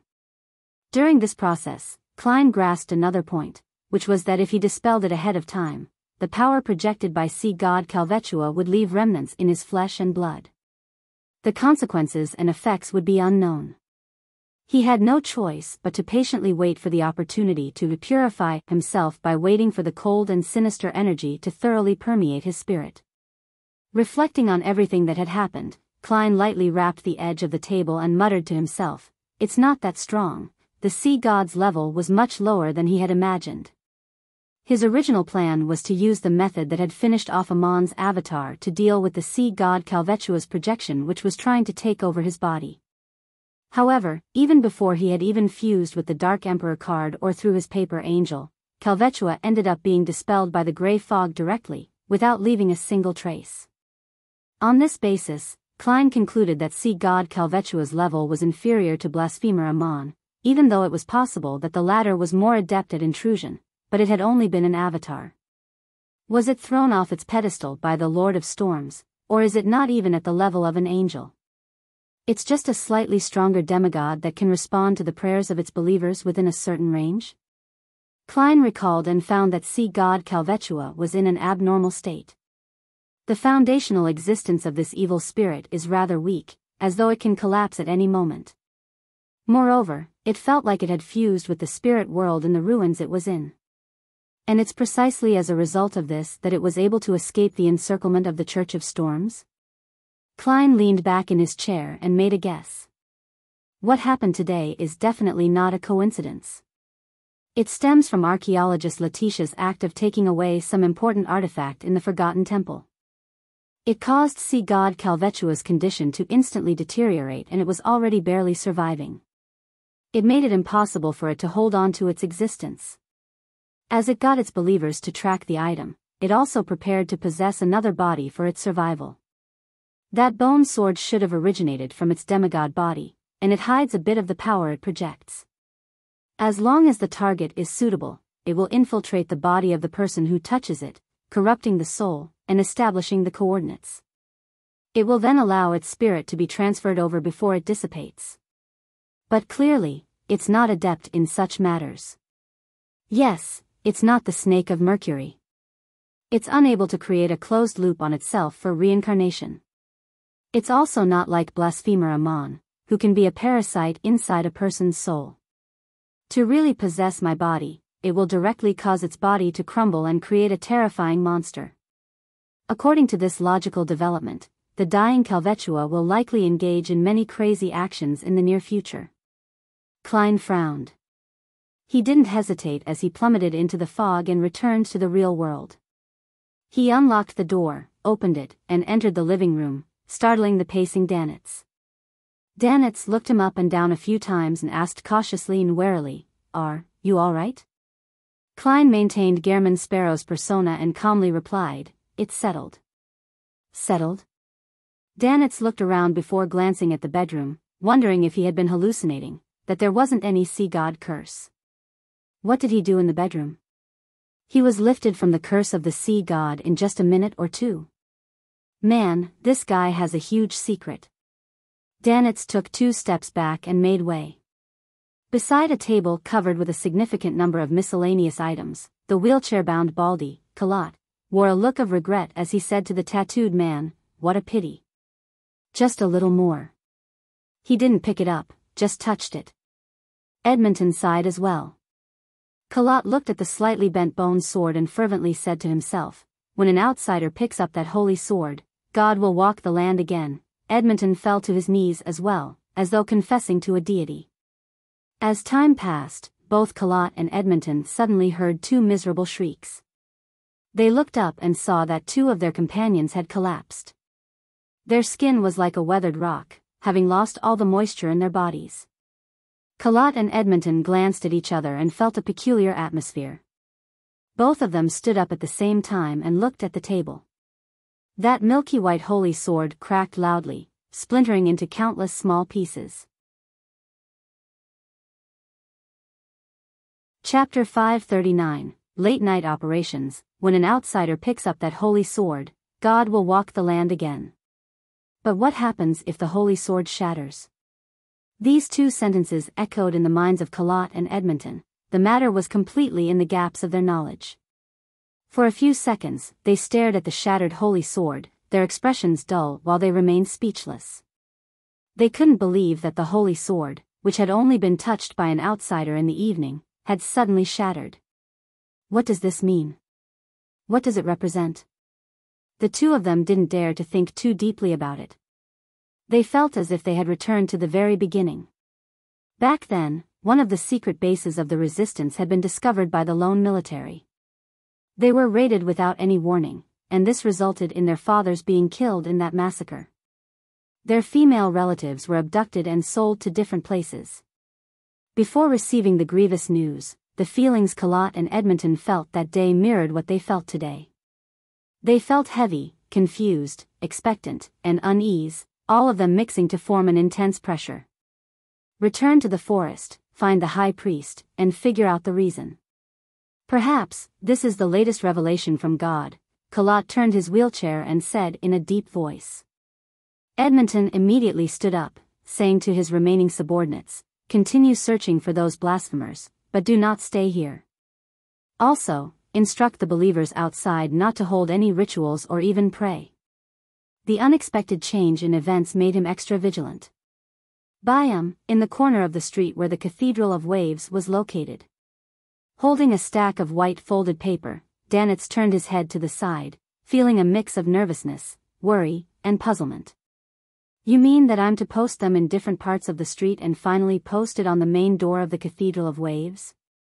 He was very afraid that the door of the cathedral would suddenly open and a group of fist-brandishing priests and bishops would rush out, immediately attacking them without even asking why he had posted the poster. Klein maintained his coldness and said, "Yes." His original plan was to hand the matter of sea god Kalvetua over to Mr. Hanged Man, so that he could warn the Church of Storms. However, considering that he still held the secret of Bansi Harbor, and he might even have reported the matter, it would be easy for him to arouse suspicion with another piece of important information in such a short period of time. As for the solution, it was very simple. He could post a few posters on the mandated Punisher's front door so that they could see it as soon as they came out. There was a small problem with Klein's plan. He couldn't tell which of the shops around the Cathedral of Waves was the cover identity of the mandated Punishers. All he could do was make Danitz work a little harder and stick the posters everywhere in prominent spots, including, but not limited to, the front door of the Cathedral of Waves. I should have run away earlier. Why would I think that this fellow had saved my life? Perhaps I would have been converted into gold pounds if he were any other powerful adventurer. No, who would have imagined that this lunatic would so easily resolve the sea god's curse? Fleeing might put me in an even worse state. While lamenting inwardly, Danitz unrolled the pile of white paper and casually glanced at the content. After Letitia Dolera and company entered and left the sea god's ruin in Simim Island, they were pursued by the resistance. Meanwhile, Kalat and the resistance were trying to sell a strange bone sword that looked a little bent. Sea god Kalvetua's body is on the brink of collapse with an extremely deranged mental state. Danitz froze for 2 seconds, then he subconsciously glanced at Gehrman Sparrow.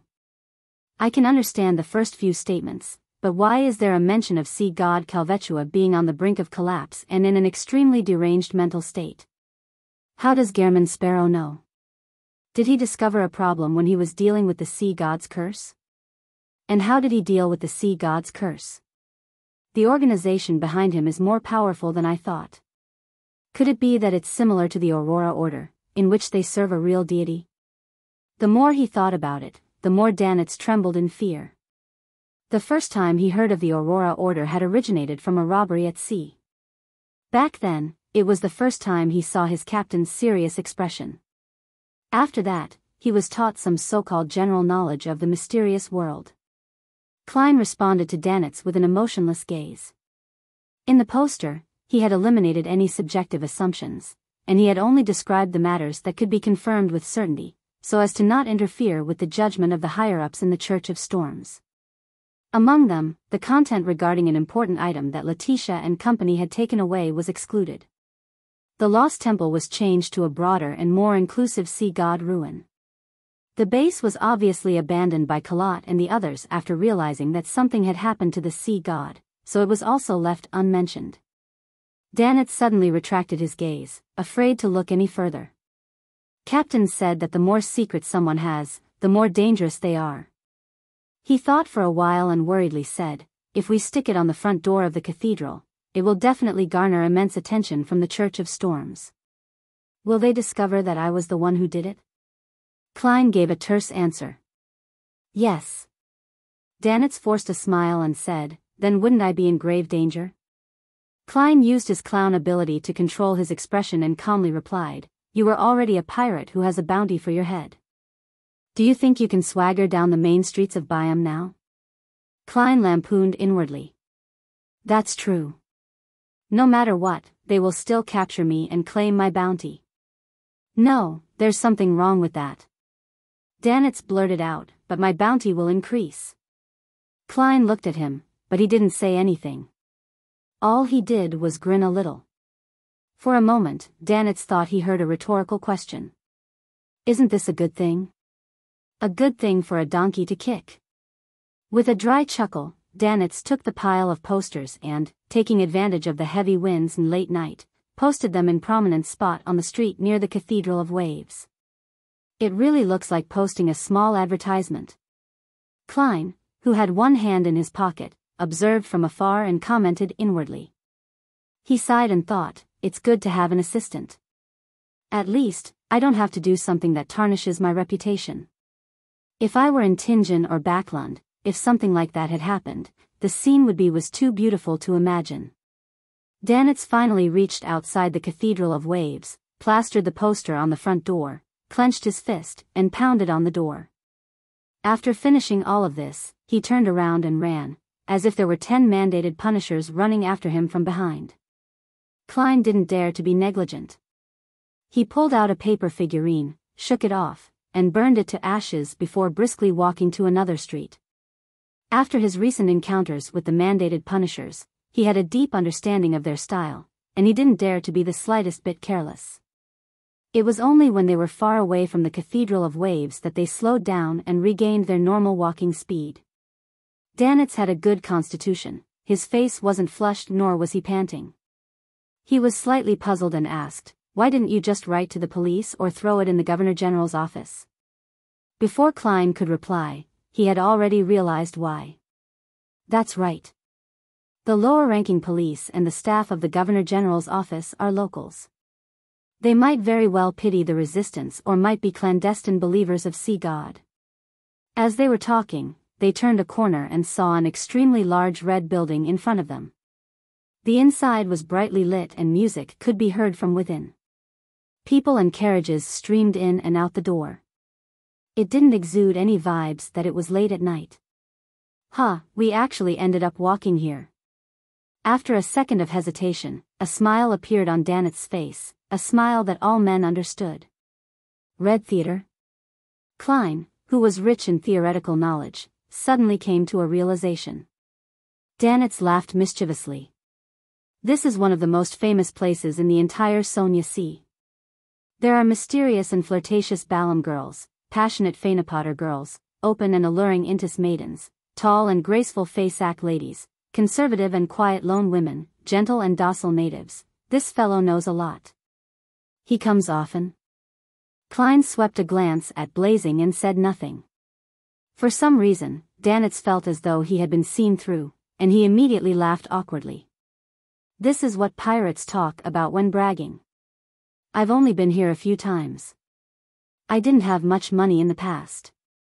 I could only find some average ones, and it's mainly in the area of the Fog Sea. Afterward, I joined the Golden Dream, no wonder. Although Vice Admiral Iceberg's men receive quite good employment perks and often get to share in the treasure, it's still quite difficult to save up a few houses in Bayam. Compared to the typical pirate, this guy at least knows temperance and saves his money. Klein thought in enlightenment. Daneth didn't wish to continue on the topic as he changed the topic. There are a lot of street girls in Bayam, especially there. He pointed into the distance and said, there was once a pirate who did an experiment. He randomly knocked on a family's door, produced some money, and requested to do it with the mistress once. In the end, 3 to 4 families out of the 10 agreed. TSK, if it's someone like you, who has the standard lone look, almost no one will refuse you. They might secretly hide their daughters to prevent you from discovering her.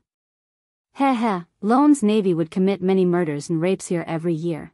They aren't any better than the pirates, but they would only be sent back to the country, and pay some small fines. Klein listened quietly, and he suddenly thought back to the evening when the believers of the sea god were praying around the pool. He thought back to their feverish and numb faces. Backlund, within the Odora family's villa. Emlyn White, who had taken the initiative to expose certain problems about himself, nervously followed Cosme underground. He once again arrived in the grey stone hall where the black iron coffin was kept. Esteemed Lord Nibs, why have you summoned me? Although Emlyn had rehearsed this scene in his mind dozens of times, he still couldn't completely remove the tension and apprehension in his heart. In this state, he suddenly understood a problem. From the viewpoint of theater studies, the role he was acting as should hide his worries and fears. There's no need for any special concealment. I did well. Emlyn was suddenly much calmer. A deep, aged voice sounded from the coffin that was covered with symbols and magic labels. To reward you. For the ancestor, you risked your life to pray to the fool. Although you didn't receive a response, you bore an enormous risk. This is an act that needs to be rewarded. Here is an acceptance draft for £7,000, a reward for you. I didn't give it to you in a timely fashion due to the great smog of Backlund, but it's never too late. At the same time, you must always be aware of yourself and not relax. If anything abnormal happens, immediately inform Cosme. He really gave me money. Emlyn almost forgot to close his mouth. Chapter 540, Suppression. Even when Emlyn White left the Odora family's underground region, he still found things surreal. He couldn't believe that he could so easily be rewarded with £7,000. The acceptance draft was light and weightless in his hand, but he felt the absurdity of reality. The hanged man's method was really effective. Instead of exposing me and punishing me, Lord Nibs gave me a generous reward. And this was done solely to feign ignorance while encouraging me to make attempts so that he can observe in secret. Are the thoughts of the sanguine that complicated as well? Emlyn sighed, his mind feeling adrift. Quickly, he stopped his thoughts from wandering and turned his attention back to the reward of 7,000 pounds. With this, I can buy that baron's remains from the hanged man and concoct it into a potion. I'll soon become a baron, sanguine baron, Lord Emlyn White. Emlyn's eyes lit up as his footsteps turned significantly brisk. Within the sanguine, if one wasn't bestowed the corresponding ritual by the elders, they would remain stuck at the same level they were at during birth. It was almost impossible to rely on time to advance. Unless one was extremely lucky, having an ancestor of the family that was nearing the end of their lifespan such that they had no choice but to bestow their powers to a descendant through a ritual, most of Emlyn's sanguine peers would remain stuck in the concept of adulthood. There might not be any chance of them obtaining an aristocratic title for decades. Emlyn's father and mother had lived for years, but they had yet to become barons up this very day. They couldn't even see any hope of becoming one. As Emlyn walked out the door, he couldn't help but glance at the nearby Cosmiodora. This elderly sanguine who has been active in the Roselle era has only been a baron up to this day. And I am about to reach this rank as well. One day, I will become a sanguine marquis like Lord Nibs. No, a duke, or even a prince. Only by doing so will I be able to shoulder the responsibility of being the sanguine's messiah. Yes, the baron's remains is only about 4,000 pounds. I'll have a lot of money left. I can even buy a few more dolls and give them some new clothes. Emlyn unconsciously straightened his back and began to walk more and more proudly. In the Berg household in the City of Silver, Derek lit some candles and prepared for the sacrificial ritual. The lightning frequency alternated several times before he finally found an opportunity. He was very sure that the chief wasn't be able to keep an eye on him at this moment, because he had left the City of Silver with the little boy, Jack, who had recovered somewhat, and a group of explorers, in search for the so-called route that led from the coast to the destroyed city. It didn't take long for Derek to set up everything and say Mr. Fool's honorific name in a reverent, low voice. He very skillfully and methodically sacrificed the Spirit Eater's stomach pouch needed by Miss Magician, and the Beyonder ingredients designated by Mr. Hanged Man, to the ruler above the grey fog. There were many cracks on the City of Silver's solid city walls, but they were filled to the brim with black hard soil. Strands of dense weeds grew on them, swaying in the wind like human hair. All of a sudden, all of them stood up as if they wanted to capture something, but they turned limp without any strength left in them. Early morning, at the Cathedral of Waves. Alger Wilson, who had come to collect the bounty, heard an important piece of news from the diocese bishop, Chogo.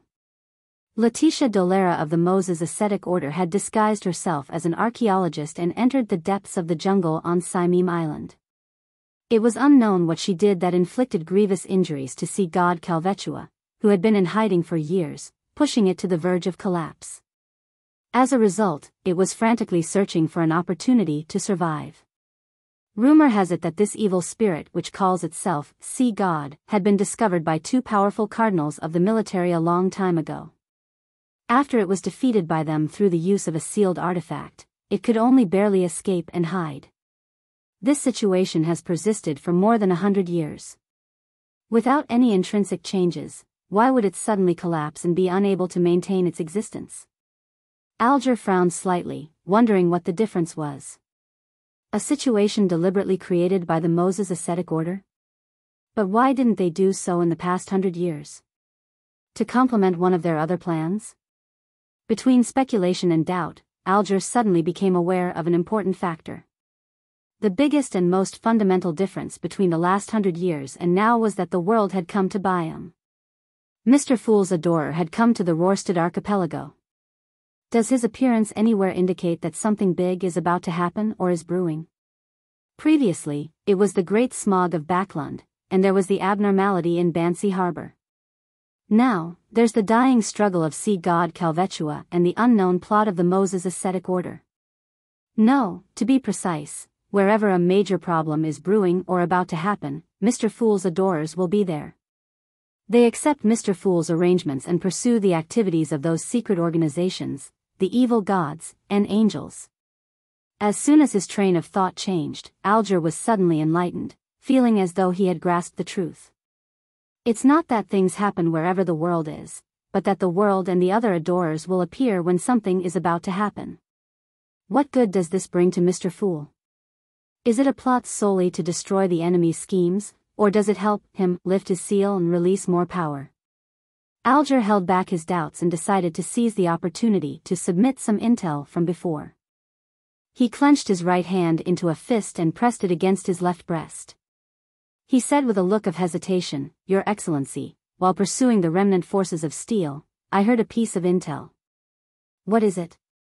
Chogo had originally planned to send this bishop-ranked captain out into the sea to search for traces of the resistance, but he was forcibly interrupted by him. For a moment, he felt irritated. Alger recalled and said, "Someone mentioned Bansi Harbor in a conversation. They mentioned that an abnormality had happened there, but the descendants of the Medici family were well hidden and didn't end up being discovered." Bansi Harbor, abnormality. Chogo took a step forward and pressed, "What else did they say?" "Other than mentioning that there was a fallen bishop of the church, nothing else." "Your Excellency, is the Medici family a dark family of the fourth epoch?" Alger asked deliberately. Chogo's expression sank. "That's not something you should know. I'll report it to His Eminence Cotman at once." Cotman was a Church of Storms cardinal, the Archbishop of Rorsted Sea, a high-ranking deacon of the mandated Punishers, and the true ruler of the Beyonder world in the archipelago, John Cotman. Chogo thought for a moment before asking, "Who was the person who mentioned this? What does he look like?" Alger was long prepared. "I don't know them, and they never showed up again. I remember that the person mentioning Bansi Harbor and the Medici family was an ordinary-looking, young man with a thin face, a broad forehead, black eyes, and black hair. He wore a monocle. He seemed to notice that I was eavesdropping, but he didn't show any anger. Instead, he smiled at me." Alger had been describing blasphemer Amon. He wanted the cardinals to believe that the exposure of the secret regarding the Medici family and Bansi Harbor was the result of a struggle between the kings of angels. This is really a suitable person to use as a reason. He wouldn't appear to defend himself, and even if he did, no one would believe it. And clearly, any divination regarding him would have zero results. If Beyonder means are used to confirm my information source, there will be strong signs of interference from Mr. Fool, and they won't be able to get an accurate answer. From the looks of it, this is equivalent to what Amon did." Alger thought with considerable relief. Chogo nodded lightly. "Find these people and trace the whereabouts of the resistance." "Yes, Your Excellency." Alger answered with a look of piety and struck his right fist on his left breast. Dark clouds covered the sky as the rain fell down in torrents, creating white fog in the process. In the port of Bayam, the blue water rose slowly but firmly, and the freighters and liners rocked like leaves fluttering in midair. The rain continued to fall, and the sea level gradually approached the dike. The city was flooded with water in many places, and the environment was greatly suppressed. One by one, the fanatical and numb locals, in their taraba shirts and tattered jackets, came to the edge of the cliff or the dike before jumping into the sea. Their flesh and skin rapidly lost moisture as they fell, and they were already desiccated corpses by the time they fell into the sea. A group of people were rioting as they hugged a Navy sailor who was walking out of a base.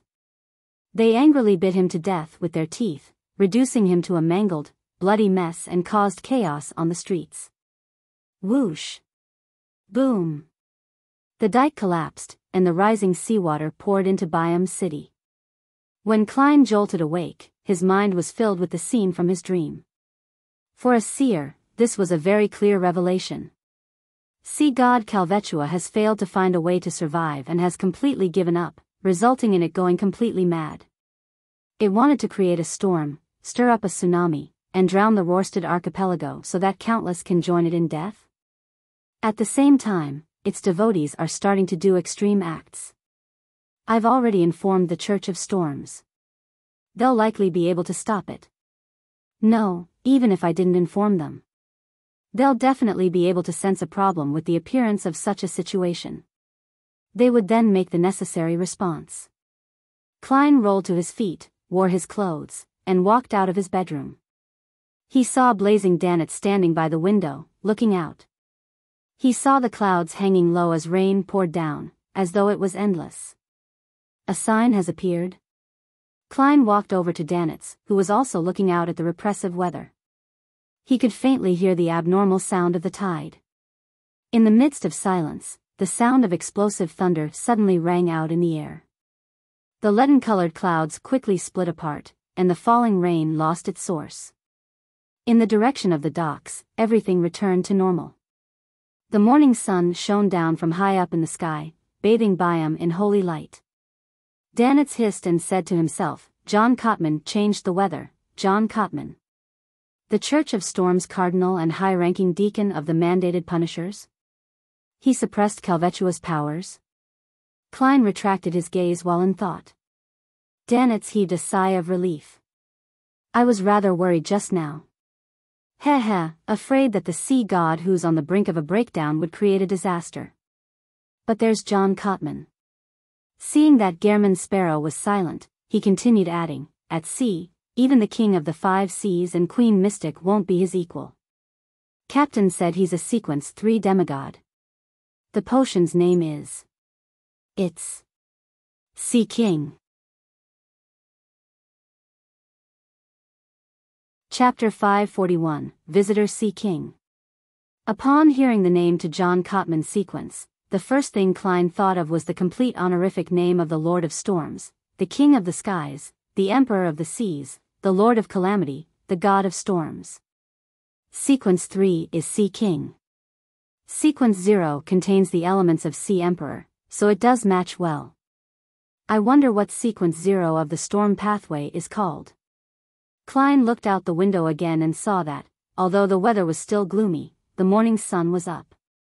The sound of the tide had retreated, and the rain had stopped. He pulled back his thoughts and analyzed the situation from the information that Danitz had revealed. The potion name is Sea King, which means that the corresponding sequence 3 demigods, saints, have to act as a Sea King. And all acting has one premise, which is that one possesses all the powers needed. As a Sea King, he would definitely be a powerful ruler of the seas that he controls even if there's a distance limitation. He would be able to walk freely on the seabed, cause tsunamis as he wishes, raise the sea level, and control marine life. Fighting in their home ground, they're absolutely capable of suppressing all demigods of the same level. The King of the 5 Seas and Queen Mystic are roughly at this level as well. It's just that there are differences in strength because of the different degrees of digestion and their grasp on their powers. But no matter what, as long as they're at sea, Sea Kings are nearly unbeatable. With the abilities displayed by the Sea King, coupled with the oceanic environment, if one hasn't seen the eternal blazing sun, true creator, and other true gods, it's not incomprehensible that people would worship him, believe in him, and pray to him. Many of the deities who received primitive worship might be at this level. They might not even be angels. Yes, don't look directly at God refers to a true deity. Previously, sea god Kalvetua didn't give me such a feeling, nor did Amon's avatar. Of course, I can't be sure if the actual body of a king of angels has some kind of attribute that also doesn't allow one to look directly at them. One is a sea god who's on the verge of collapse and at most, a sequence 3, while the other is a Sea King who is in good condition and is able to use sealed artifacts at any time. The outcome is obvious. John Cotman would definitely be able to suppress Kalvetua's madness to prevent the sea from drowning Bayam. He would prevent the entire Blue Mountain Island and its many cities from turning into a lost sea ruin. Just wait a few more days. Kalvetua's madness will completely dissipate, which will end up resolving the matter. This is the simplest and most effective way to deal with the situation, and it wouldn't bring about any panic at all. Most people here wouldn't even detect anything amiss. However, there are also some problems. Firstly, there shouldn't be any other accidents. It's a mystery what that archaeologist, Letitia, did in Simeem Island. She had single-handedly orchestrated the death of the sea god. Perhaps the forces backing her, either the Moses Ascetic Order or the Element Dawn, might take the opportunity to seek something. This is the greatest dormant danger. Yes, There should also be a high-sequence beyonder in the Governor-General's office and the military. This is a colony base the kingdom has in the Sonia Sea. Things won't turn out too bad. Then, there are the fanatical believers who will most likely become sacrifices as Kalvetua becomes madder and closer to its death. They are like stalks during the harvest, falling down in bunches. However, for the Church of Storms, this isn't too bad of a development. The most pious of the heretics would die with their deity, which would save them the trouble of screening and handling them. If they aren't too pious, they wouldn't be affected too much, and it's possible to reform them. The only drawback is that the Rorsted archipelago would be lacking in manpower for a long period of time.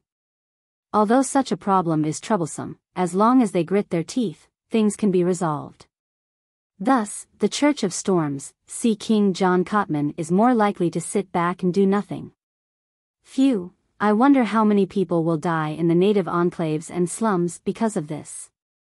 Klein's thoughts were suddenly interrupted by a uniform set of footsteps and a roar high in the sky. Instinctively, he looked up and saw airships painted in dark blue, with several cannon muzzles and machine guns sticking out, fly past him as they headed in different directions. On the main street, soldiers in red coats, white pants, and black leather boots were lined up in neat rows. They were carrying rifles and dragging cannons as contingents of them moved past. The tense and solemn atmosphere suddenly spread. This is a colony. Klein inexplicably felt mixed feelings as he sighed to himself. I wonder how long it will take the church to get rid of that sea serpent and find the place where it's hidden. That place is definitely a treasure trove with countless precious items. Danitz, whose main job was a treasure hunter, suddenly spoke, appearing both expectant and full of regret. His attitude had changed extremely quickly. He had already reduced the sea god to a sea serpent, using it as a pronoun. The church won't do anything other than keeping the matter suppressed.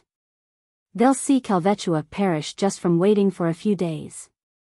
Of course, members of the Church of Storms might not have that kind of patience, especially when I've heard that John Cotman's main job is being a high-ranking deacon of the mandated punishers. It's just that with the archipelago isolated overseas, he also works part-time as a cardinal to unify his authority. Perhaps his style of doing things is more like that of a mandated punisher. The place where Kalvetua is hiding? That ruin is almost integrated into the spirit world. Finding it wouldn't be so easy, otherwise, it wouldn't have led such an abject existence until today. At this thought, Klein suddenly had an idea. Finding the ruin where Kalvetua is hiding would be very difficult to find from the real world. Since it has already perished, it's not something that can be found in a year or so, unless more accurate information is obtained. But if the search was done from the spirit world? The spirit world would make it even harder to pinpoint its location, but it doesn't completely lack options. Snake of Mercury Wuxia Septon had once done so with the help of his folded crane. I still have no idea how to do that exactly, but that's not important. I can ask Mr. Azek. Death's domain controls part of the authority of the spirit world. The underworld, or should I say, hell, was created by Phoenix ancestor Gregrace in the spirit world. A thought flashed through Klein's mind. He took out the ancient and exquisite copper whistle, put it to his mouth, and blew into it. He believed that even if he returned to the bedroom or entered the washroom, the messenger's massive body would be discovered by Danitz, who similarly had a non-trivial spiritual perception, so he didn't avoid him. Danitz was imagining the treasures of sea god Kalvetua when he suddenly felt a chill at his neck. He felt something inwardly, and he quickly activated his spirit vision before looking to the side. There, he saw white bones spewing out from the floor and flying upwards, forming a giant skeleton with an illusory head that pierced through the ceiling. The skeleton slightly lowered its head, its two pitch-black flames at its eyes were visible even through the ceiling. The oppressive feeling brought by its massive body made Danitz jump to the side.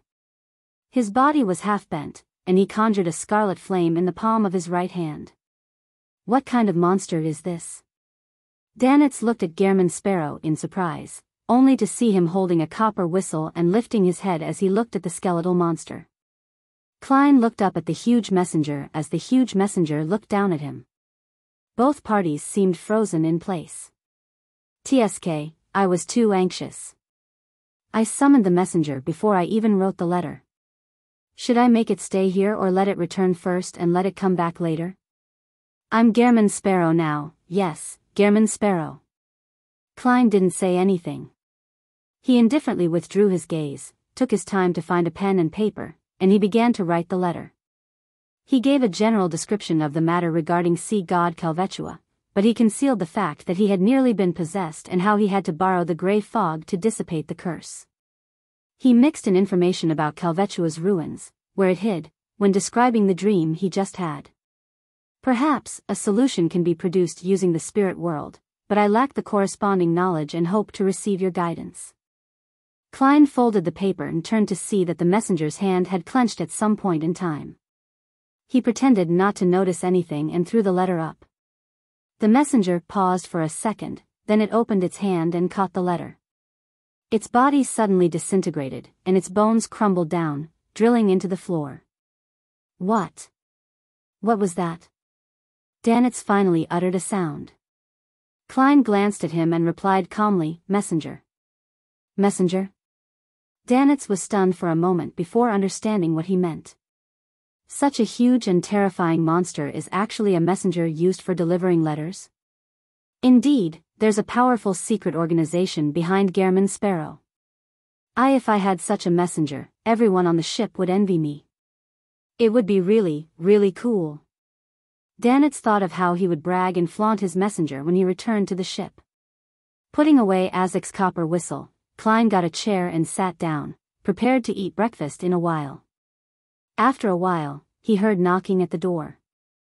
Danitz warily went over, and with the help of the peephole, he noticed that the person at the door was a middle-aged man with a boat-shaped hat. Elend? How did you find this place? Danitz asked as he opened the door. The visitor was the captain of the White Agate, just Elend. With wrinkles at the corner of his eyes, Elend looked into the room and chuckled. When you were checking into this hotel, you used Gehrman Sparrow's name for the registration. It's easy with a look. That's because this identity is quite proper and innocent. Besides, in the eyes of the Church of Storms, I belong to the military. Klein slowly stood up and said to Elend, What happened? Elend pointed outside and said, Bayam met with an accident, but it's not a big problem. The military has joined forces with the church, and they're currently conducting a search and arrest operation throughout the city. They're searching for a few powerful Beyonders who are archaeologists in name. In order to find the target as soon as possible, the military has used all their resources, but it's still not enough for such a large city. They believe that although you're of unknown origin, you're very friendly to us. They hope you can help with the search and prevent any accidents from happening.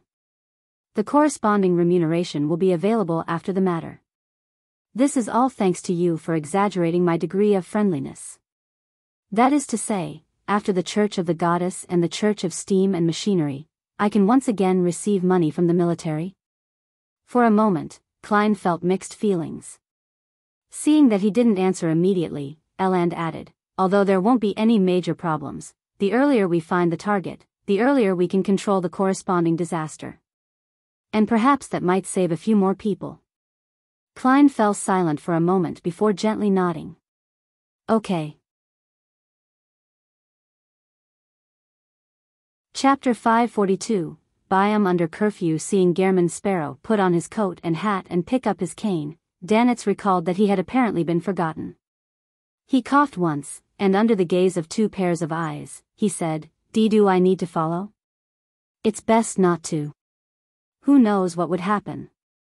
Before this, we had only stopped at Bansi Harbor, but we ended up encountering a rather strange situation. Last night, I brought Gehrman Sparrow to visit the Resistance's liaison and ended up being involved with the sea god's curse. Today, if I were to follow this madman to search for Letitia and the other archaeologists, then who knows what would happen? Danitz looked down and glanced down at his left arm, which was still tied with a splint. In a matter of days, he felt that he had encountered more events than he had in months or even half a year. You can stay here, but someone will be here for the sweep later. Elend laughed. Someone will sweep this area?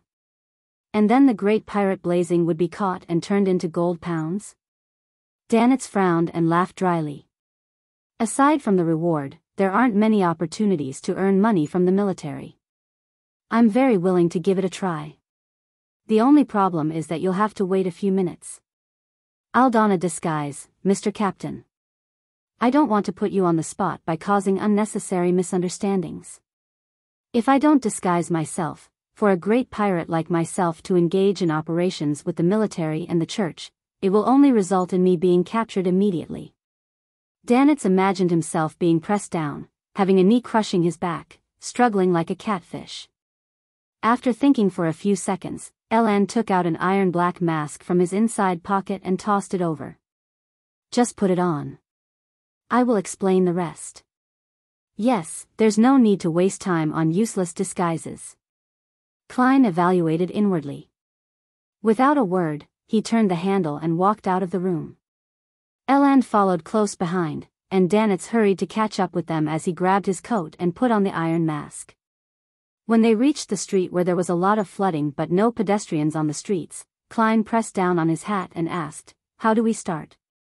Elan laughed. In regions. My Beyonder job has some special characteristics. As long as I see the person in the flesh, in a photo, or a sketch, then I'll be able to firmly remember the target's appearance and obtain an additional sense on an extraordinary level. Yes, I can also detect any abnormalities and grasp indistinct traces. When put together, it allows me to do investigative sweeps in a rather effective manner. Sequence H Sheriff of the Arbiter Pathway. Klein nodded thoughtfully and asked as they walked, "Do you have their belongings?" The poster Danitz had posted last night had a portrait of Letitia attached to it. Klein had used ritualistic magic to pray to himself and produce it. No. Elan shook his head. We have yet to learn of their previous whereabouts. The only things that we can confirm is that they didn't return from Saimim Island until around 3 p.m. yesterday. And after 2 p.m., no passenger ships left the docks. And that due to the weather this morning, only entry is permitted. In other words, Letitia and company haven't left by boat yet. Klein understood what Elan meant. Danitz suddenly let out a sneer. That doesn't mean anything. Maybe they left Bayam yesterday afternoon and went to the other cities on the island. Blue Mountain Island was the largest island in the Rorstad archipelago. It was very large in size and had dense forests and rich mineral resources. Therefore, there were many cities on the island, and they were all built around fertile land with astonishing mineral resource reserves. For this wealth, the Lone Kingdom first bribed the indigenous princes, then forced them to use force, and finally set up the Governor-General's office. In a more efficient manner, it opened wide roads leading to cities and completed several important railways. This was in the form of establishing a corresponding railway company to sell shares and raise funds on the Backlund Stock Exchange. Of course, these large projects were accompanied by the deaths of many local people, sinister construction workplaces, excessive work, almost slave-like treatment, and a fairly modest salary, which allowed bodies to be buried one after another under the roadbed and railroad ties. To this day, a large number of locals still loathed the railway, believing that it had swallowed a large amount of human life and brought about countless suffering. It was the symbol of an evil god and devil. Elan turned his head to glance at Danitz and said, "If they leave by land, then there's nothing to worry about." "Why?" Danitz asked, puzzled. "It's very simple. The roads that lead through the forest are controlled by the resistance, and the majority of the resistance are believers of the sea god. Hence, how would Letitia and the others, who were responsible for Kalvetua's breakdown, dare to pass through these regions at night? If they dared to, then it can only mean one thing: they didn't realize the severity of the consequences of what they had done in the sea god ruins on Saimim Island. This also negates the conjecture that either the Moses ascetic order or Element Dawn has other motives." Klein controlled the urge to shake his head, and he followed Elan into another street. Without explaining anything, Elan took out a notice and handed it to Gehrman Sparrow. "The main target is this woman. I drew this woman." Klein glanced at it before tossing it to Danitz. At this moment, they heard the intense sound of fighting coming from the side room. She has been found? Danitz asked the question Klein wanted to ask. Probably not. Eland shook his head. According to the orders, the first thing to do when discovering the target is to release red fireworks. Once it appears, everyone will close in on that location. If one encounters other wanted criminals who they cannot handle alone, they are to release orange fireworks. Surrounding teams would rush over to reinforce them. If they're ordinary pirates or criminals, we are to handle them ourselves. Let's wait. Perhaps it's because the fireworks couldn't be released in time. While he was talking, the glass on the third story of the house facing the street shattered with a crack. A bear-like brawny man jumped down. His speed was extremely fast as he ran into the distance like a cheetah. At this moment, an enormous shadow enveloped him, and Gatling sounds came from the sky above. The brawny man's body was almost torn apart by the machine gun fire as he fell to the ground without putting up any resistance. Blood flowed out and dyed the ground red. If the residents weren't forbidden to leave their homes, then they would have screamed. At some point in time, the airship had floated over, but it didn't stop and had turned toward another direction. Goltad. Danitz recognized the victim. Seeing Gehrman Sparrow turn his head over, he forced a smile and said, "This is the leader of a pirate crew. He's from Faysac, with a bounty of 950 pounds. Faysac. So they really are savages." He actually ran on a curfewed street, completely unaware to be on guard of attacks from above. That's right. Some pirates spent the entire night in a drunken stupor. They have no idea that even airships have been dispatched. If he had planned his escape route, then he might have been able to dodge the machine gun fire. Klein looked away and watched the monster in dark blue paint fly over the roof. When Danitz saw the pirate's outcome, he was grateful that he had followed Gehrman out. Seeing that the alert over here had been lifted, Eland didn't linger any longer and led Klein and Danitz to the area that he was in charge of. After walking quickly for 5 or 6 minutes, they saw a barricade at the intersection in front of them. Guns were mounted and cannons were set up. Lone soldiers in red uniforms stood guard over the area in silence. On the other side of the barricade, 20 to 30 corpses lay scattered on the ground, forming a vanguard formation. Their clothes were tattered and their faces gaunt, clearly indicating that they were natives. A little further away, several young native children were hiding in the corner. They were quietly looking at them in fear. Their eyes were dark and their faces were dirty. Klein and company fell silent for a few seconds before circling around the area. Backlund, Sherwood Borough. Furs lifted the ceramic cup from the table and felt the heat. She roused herself and quietly waited for any changes. The temperature of the hot water dropped rapidly, and a thin layer of ice appeared on the surface of the liquid. White frost appeared on the rim of the cup. "I'm a trickmaster now," Furs closed her eyes in delight. She didn't waste any time after receiving the Spirit Eater's stomach pouch, immediately concocting the potion and completing the advancement. She obtained quite a number of spells with lower potency. Among them, Furs's favorites were Fog, Wind, Flash, Freezing, Electric Shock, and Tumble, which made people slip. Only at this point did she feel that she was a complete beyonder. She was no longer someone who could only pass through walls or rely solely on ritualistic magic. At almost noon, Eland, with the help of Klein and Danitz, had completed most of the investigation. "Let's eat some bread and drink some water before continuing." He took off his boat-shaped hat and spoke with parched lips. Klein was about to nod when he saw an orange firework fly into the air not far away. Without hesitation, Eland put on his hat and ran in that direction. "I'll go and support them. Orange means other wanted criminals that cannot be dealt with." Who could it be? Danitz said to himself with interest. He switched to a gait of raising his legs high as he proceeded forward, hoping that the battle would be over before he arrived. Then, he saw Gehrman Sparrow follow behind just Eland, leaving him alone by himself. Glancing at the dark blue monster, flying in his direction, Danitz let out a hollow laugh and quickened his pace. 2 minutes later, they arrived at their destination and saw a house with a lawn facing the street. 3 or 4 military personnel were lying on the ground.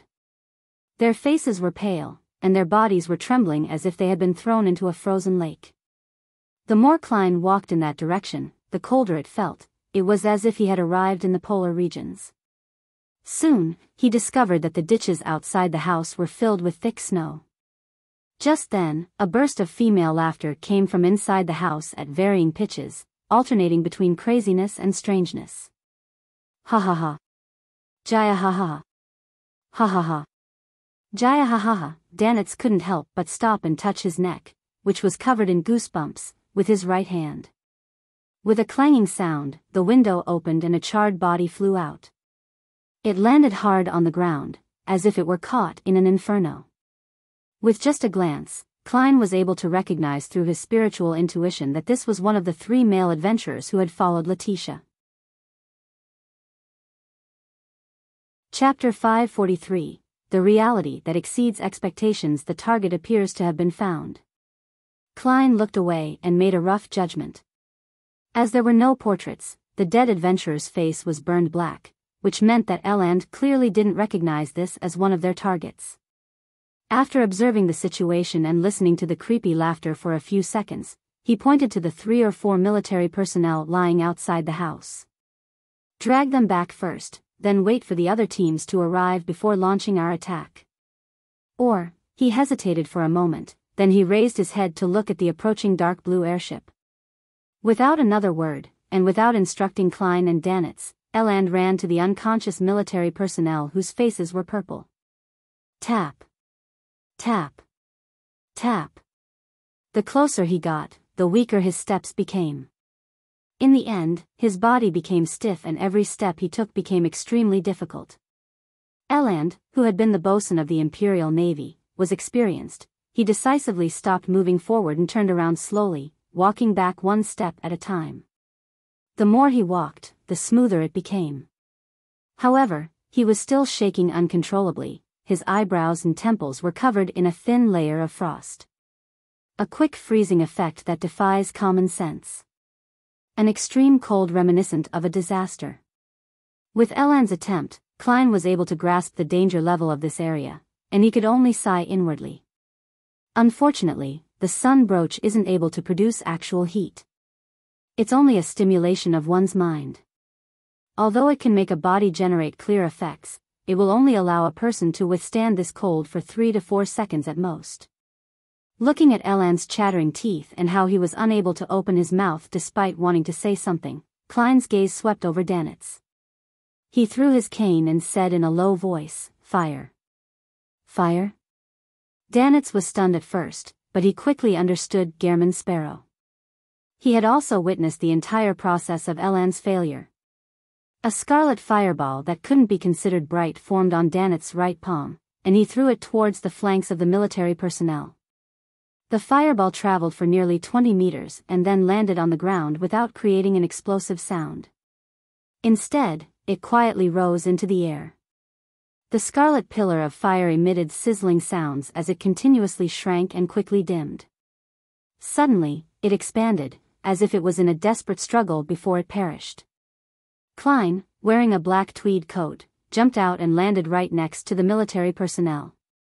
He bent down and reached out with both hands and grabbed the man's clothes. Then, he pushed his feet against the ground, exerted strength at his waist, and threw the man out. The military personnel immediately flew into the air, smoothly flying out before landing 10 meters away from the area, escaping the region with the coldest chill. After doing this, Klein snapped his fingers and lit a match in his pocket before the chill seeped into his body. The scarlet streams of flames gushed out like water, instantly enveloping him. By the time everything faded, Klein had disappeared from his location. Flames leaped out, flickering and extinguishing from time to time. With the help of Danitz's fireballs and his own matches, Klein constantly phased around in the extremely cold area, easily throwing out several military personnel. After 2 to 3 attempts, he carried the last member of the military back to his original position. Eland had clearly recovered as he gave a thumbs up. "I'm very glad and honored to have made the decision to ask for your help today. Captain, I like your tactful praises. Also, remember to raise the remuneration. Klein nodded politely, half-turned, and looked at the open windows of the house. He heard the laughter grow stranger. Danitz pursed his lips to the side and silently cursed Eland. Did you not see the contribution I made?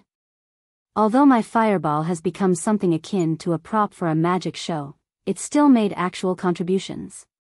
This guy's nickname is just Eland, but he's not just at all. As he muttered, a shadow loomed over the area, and the airship had arrived in the air opposite them. Evacuate the people in the surrounding houses, an officer shouted from the airship. After Eland and two other teams cleared several nearby buildings, the airship lowered its altitude and adjusted its cannon muzzles. Boom! Boom! Boom! The cannons fired continuously, bombarding the house which was still filled with creepy laughter.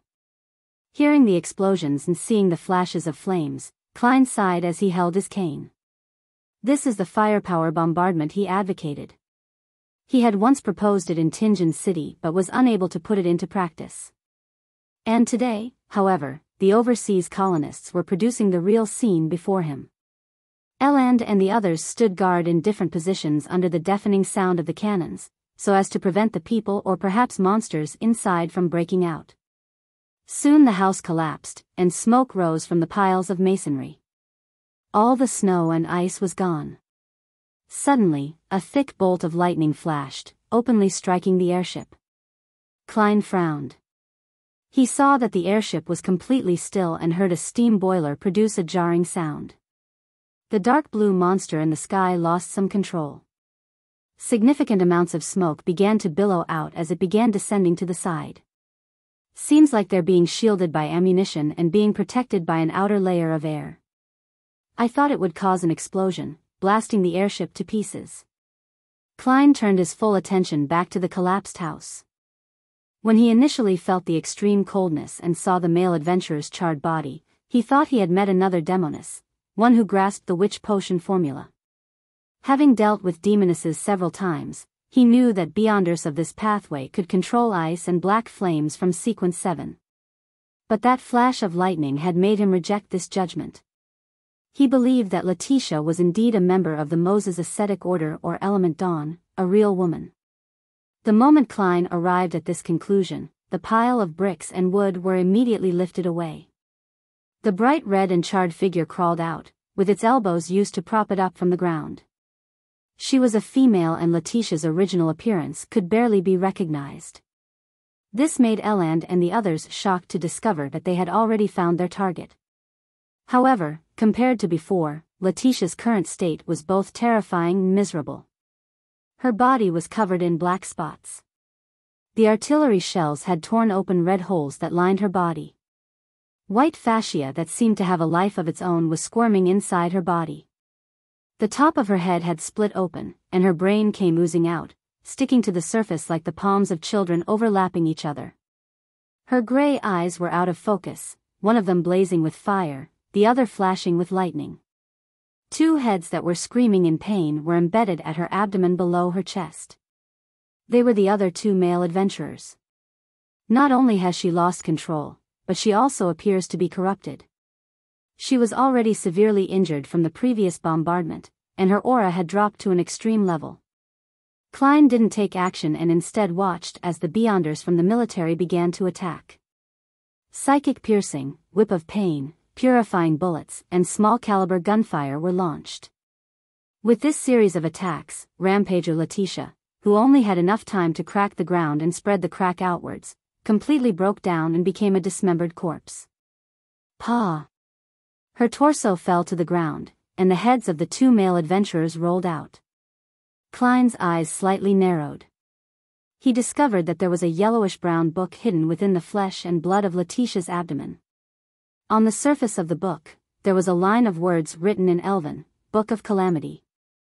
Why do these books and notebooks always find themselves in the stomachs of people? It's the same as the Antigonus family's notebook last time. Klein lampooned, then he suspected that the Book of Calamity was the item that the fake archaeologist, Letitia, had taken from the ruins of the sea god. At this moment, some military personnel grabbed the two male adventurers' heads who still seemed capable of speaking and hurriedly asked, "What did you do in the ruin of the sea god?" "Sea god's ruins," one of the male adventurers answered with pain and confusion. "We haven't been there." He tried to move his eyes, to check the situation below his neck. "The sea god ruin in Simeem Island," the military personnel reminded him. "No. We didn't." The male adventurer wanted to shake his head, but he couldn't do so. "We went to an ancient elven ruin. Letitia found a book there. She liked it very much. She quickly began to study it, then she went mad. She's crazy." As the male adventurer shouted out, whatever was left of his mind completely dissipated. "It's not a lost temple of the sea god but a ruin of the ancient elves? This is different from what I imagined." Klein was about to listen carefully when Eland came over and politely asked him and Danitz to distance themselves from the interrogation. Turning into another street, Klein slowed down and thought about the whole thing.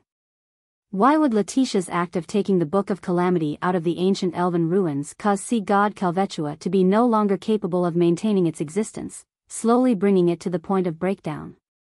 What's the connection between the two? Elves. Sea god. According to Little Sun, the ancient god, Elf King Sanayathrim, wielded the present authorities of the Lord of Storms. That is to say, the elves no doubt possess Sequence 3 Sea King, or an even higher Sequence 2.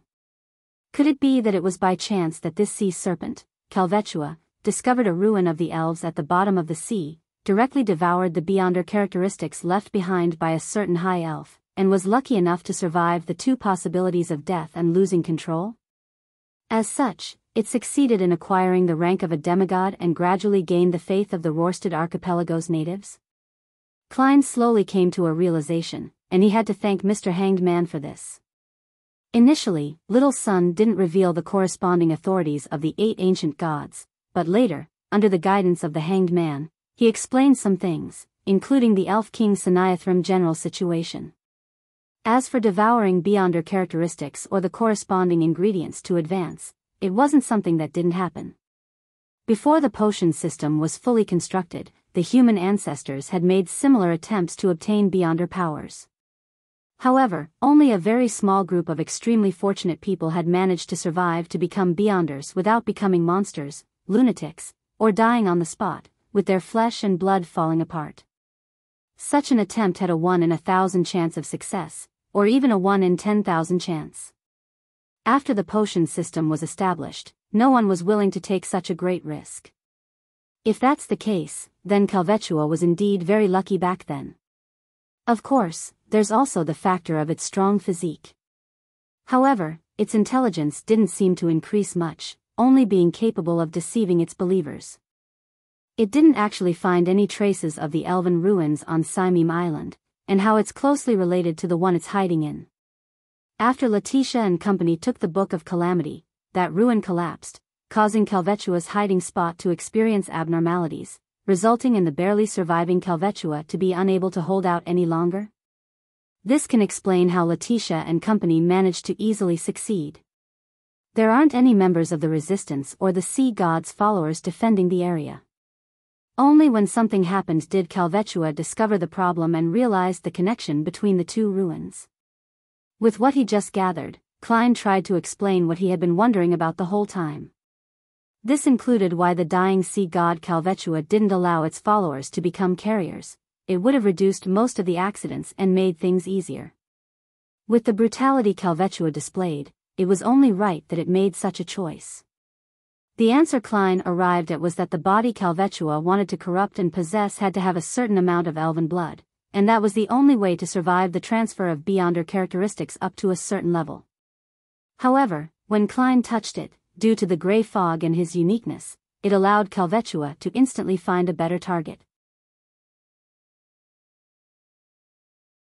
Chapter 544. Expert Klein had just sorted out his thoughts when Eland caught up with the two and said with a smile, "We found the target, the investigation is over. I'll bring you back to the hotel first, and I'll bring the remuneration in 2 days. Also, it's best if you don't go out today." Klein maintained Gehrman Sparrow's character by only nodding slightly without giving any verbal response. On the way back to the Wind of Azure Inn, Danitz clearly had some doubts or wistful thoughts on his mind, but due to the presence of Eland, who was part of the military, he could only change the subject and discuss with great interest about which pirates would end up being caught in the city's thorough sweep today. To him, they weren't friends as long as those guys didn't belong to the Golden Dream. They weren't worth sympathizing with. After entering the hotel room and watching Eland leave, he closed the door and said while clicking his tongue, "The Book of Calamity. Ancient Elven Ruins. This really is an interesting matter, but how did the elves end up like devils? Just by casually taking their book, a casual flip through it had caused that woman to go insane and lose control. What kind of image do you have of elves? Living in the mountains and seas, specializing in cooking, creatures who enjoy nature? According to Little Sun, the 8 ancient gods before the cataclysm were all very tyrannical, very cruel, and very evil. Among them was the elf king Saniathrim, and the elves who believed in him, and viewed him as their king couldn't have been any better.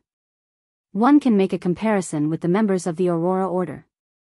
The Beyonder races left behind by the Dark Epic basically can't be associated with the good alignment that normal people have in mind. Klein replied in his mind. Of course, he didn't rule out the possibility that after the ancient gods' fall, the dragons, giants, elves, sanguine, and other living creatures would gradually extricate themselves from the negative effects and become more normal. However, this was only limited to the middle and lower levels, and it didn't include the demigod powerhouses. And the high elf that left behind the Book of Calamity was clearly the latter.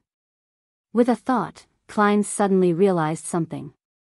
Danitz understands Elvish.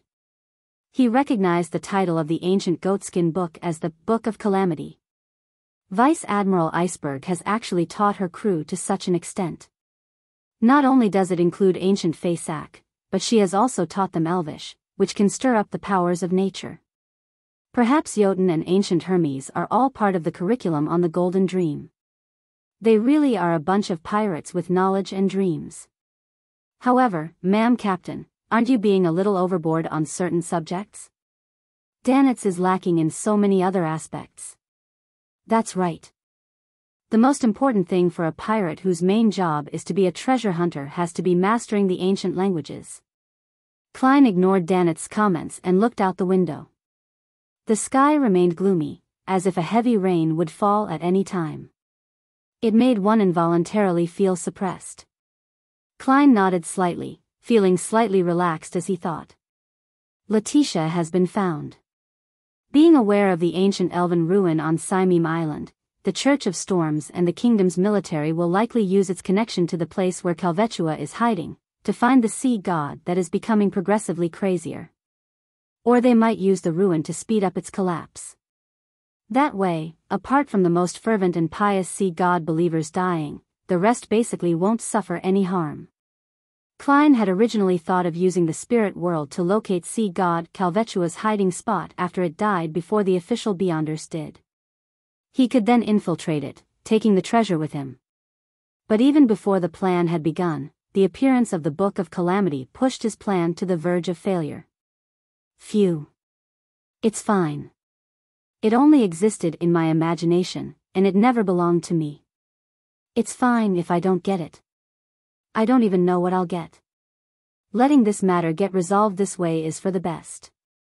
Klein withdrew his gaze from the weather, his mood calm and relaxed. He just inevitably felt a slight sense of loss. That day, he and Danitz followed Eland's advice and didn't head out again.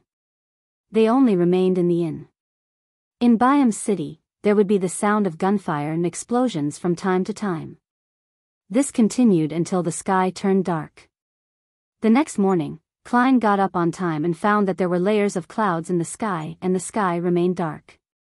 This meant that the confrontation between the Church of Storms Cardinal, high-ranking deacon of the mandated Punishers, John Cotman, and sea god Kalvetua was still ongoing. Klein felt pain in his stomach and prepared to head to the washroom with the newspapers. However, he gave up on that idea when he saw Danitz leisurely reading a newspaper while lying in a reclining chair, munching on a piece of white bread in his mouth. Reading the newspaper while on a toilet doesn't match Gehrman Sparrow's persona. Although it would be boring, I mustn't slack off on acting. Sigh, I've once again found a difference in the behavior between my true self and my disguised identity. Klein summed it up in silence and went into the washroom. He took off his pants and sat down on the toilet, staring almost in a daze at the pale white wall in front of him, as if he could read words from it. At this moment, his spiritual perception was triggered. He hurriedly tapped his molars and activated his spirit vision. Two thick, long white bones appeared in front of him. They were the messenger's legs. The messenger stood there, its head passing through the ceiling, but its black flames in its eye sockets could still be seen. It lowered its head slightly and looked down at Klein, who was sitting on the toilet. Klein looked up, stunned for 2 seconds, his mind filled with a baffling thought.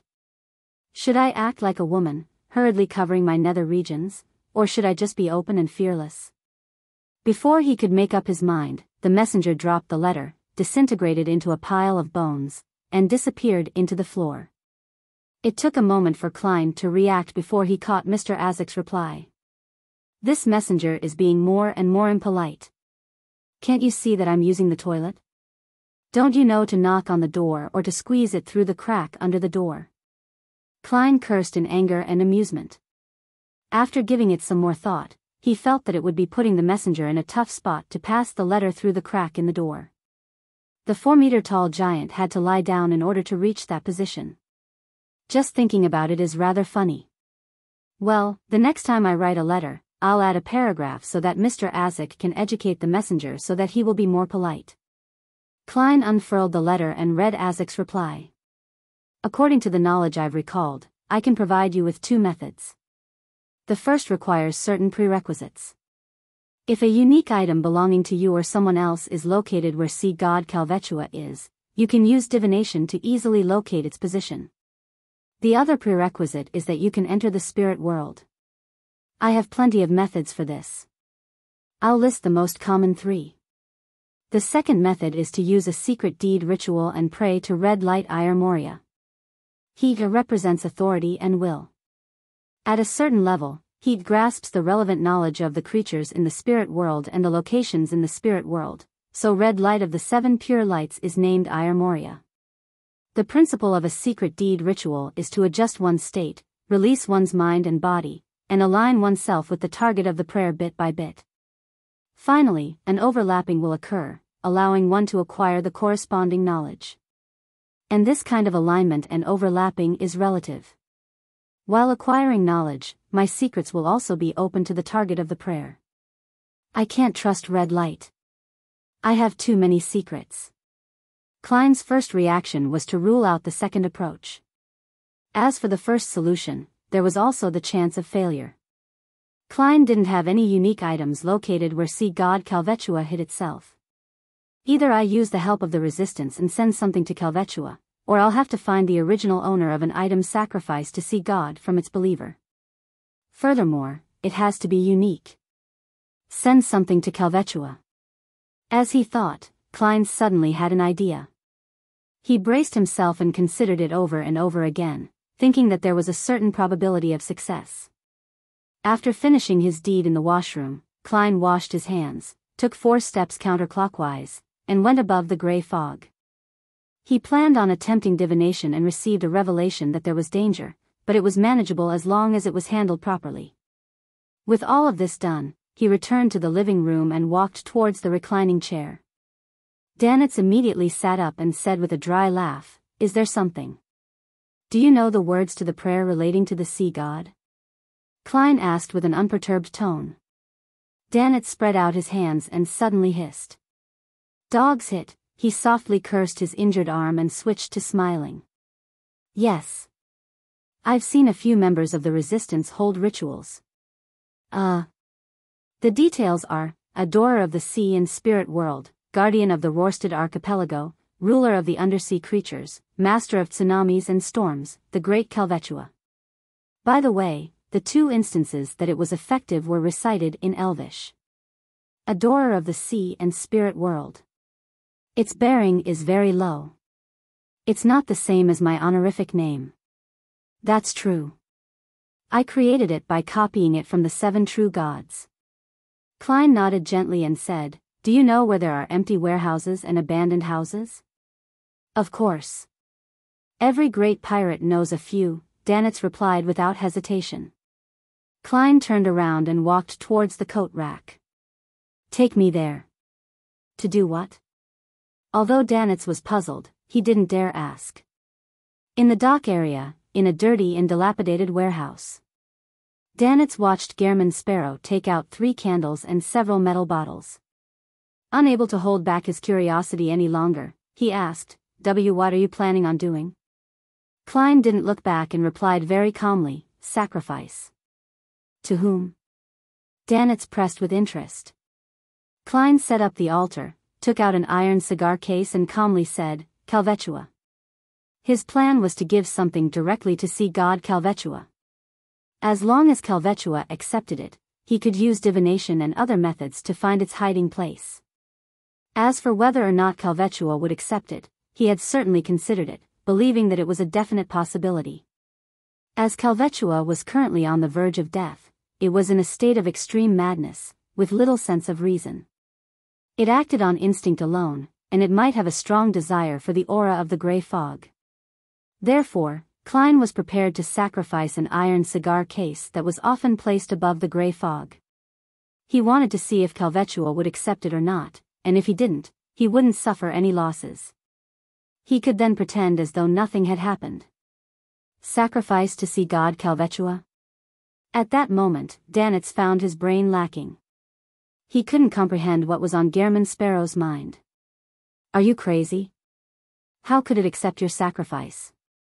Even if it's accepted, what would be the point? It's dying. And it's very dangerous. Danitz blurted out. Immediately, he added inwardly, no, Gehrman Sparrow isn't crazy, because he has always been crazy.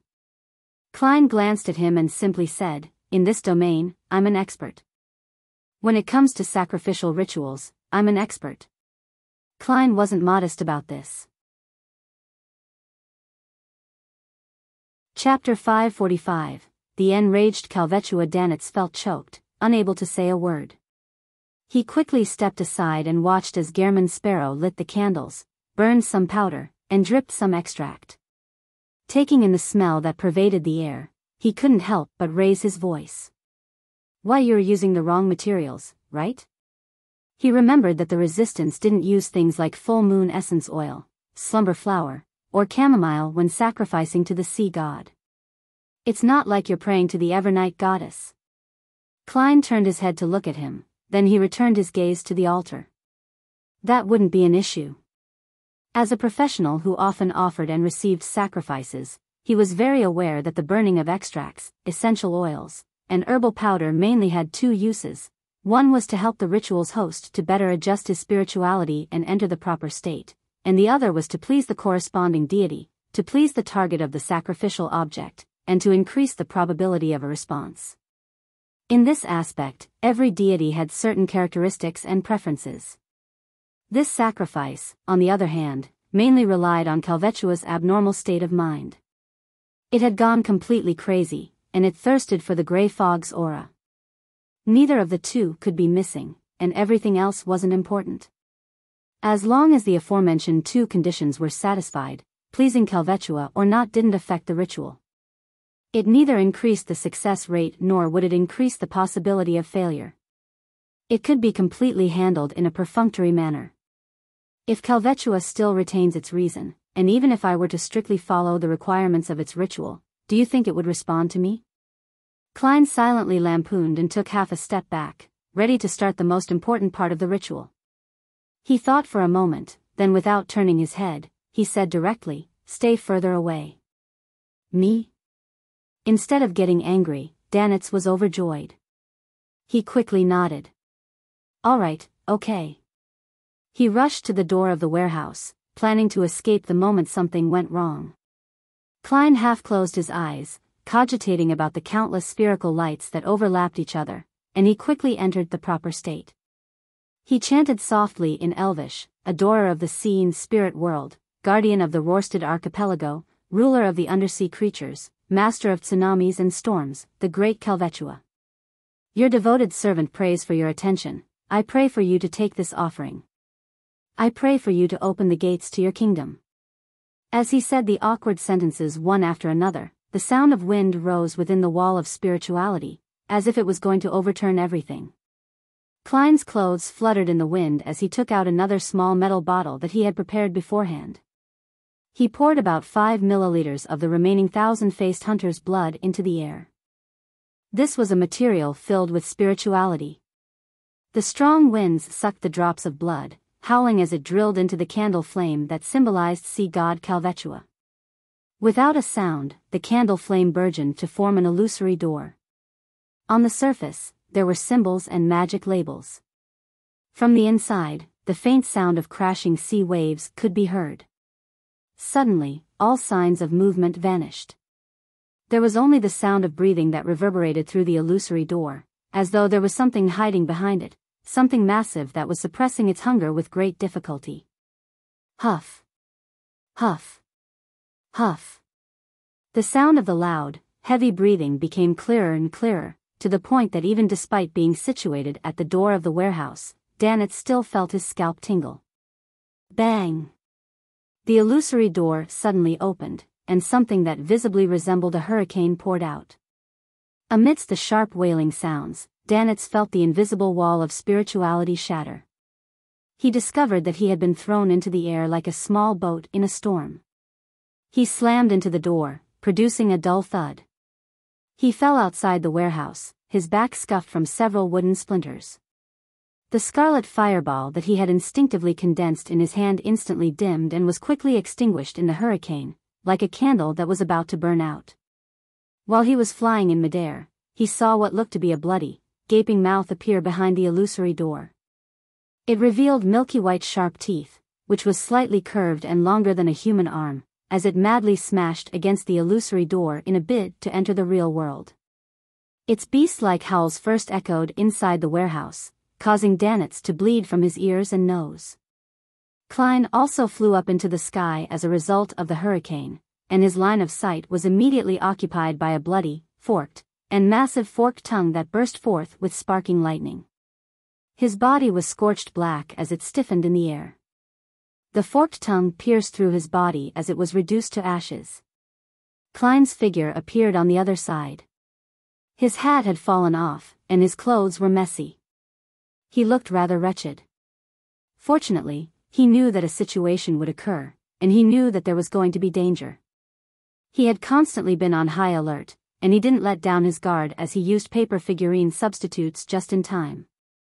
At this moment, Kalvetua, who was situated behind the unperturbed, illusory door, finally realized that its violent blows had no effect and stopped.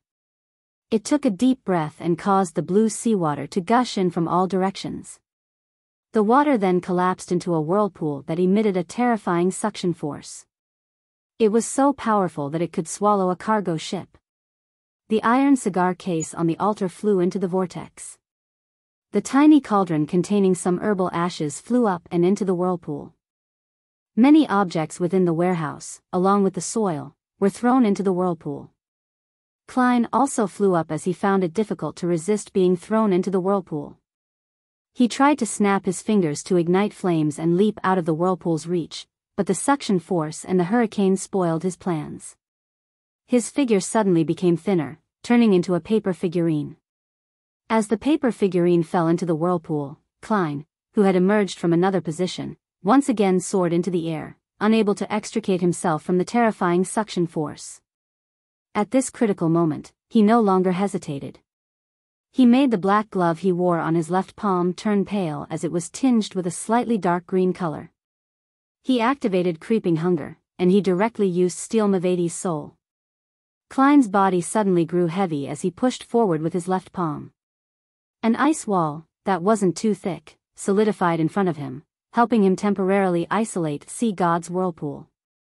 Taking advantage of this, Klein landed, his feet heavily landing on the ground as he sank deep into the ground. Gotcha! The ice wall lasted only a second before it was shredded to pieces by the boundless suction force, and the remnants flew into the huge sea serpent's throat.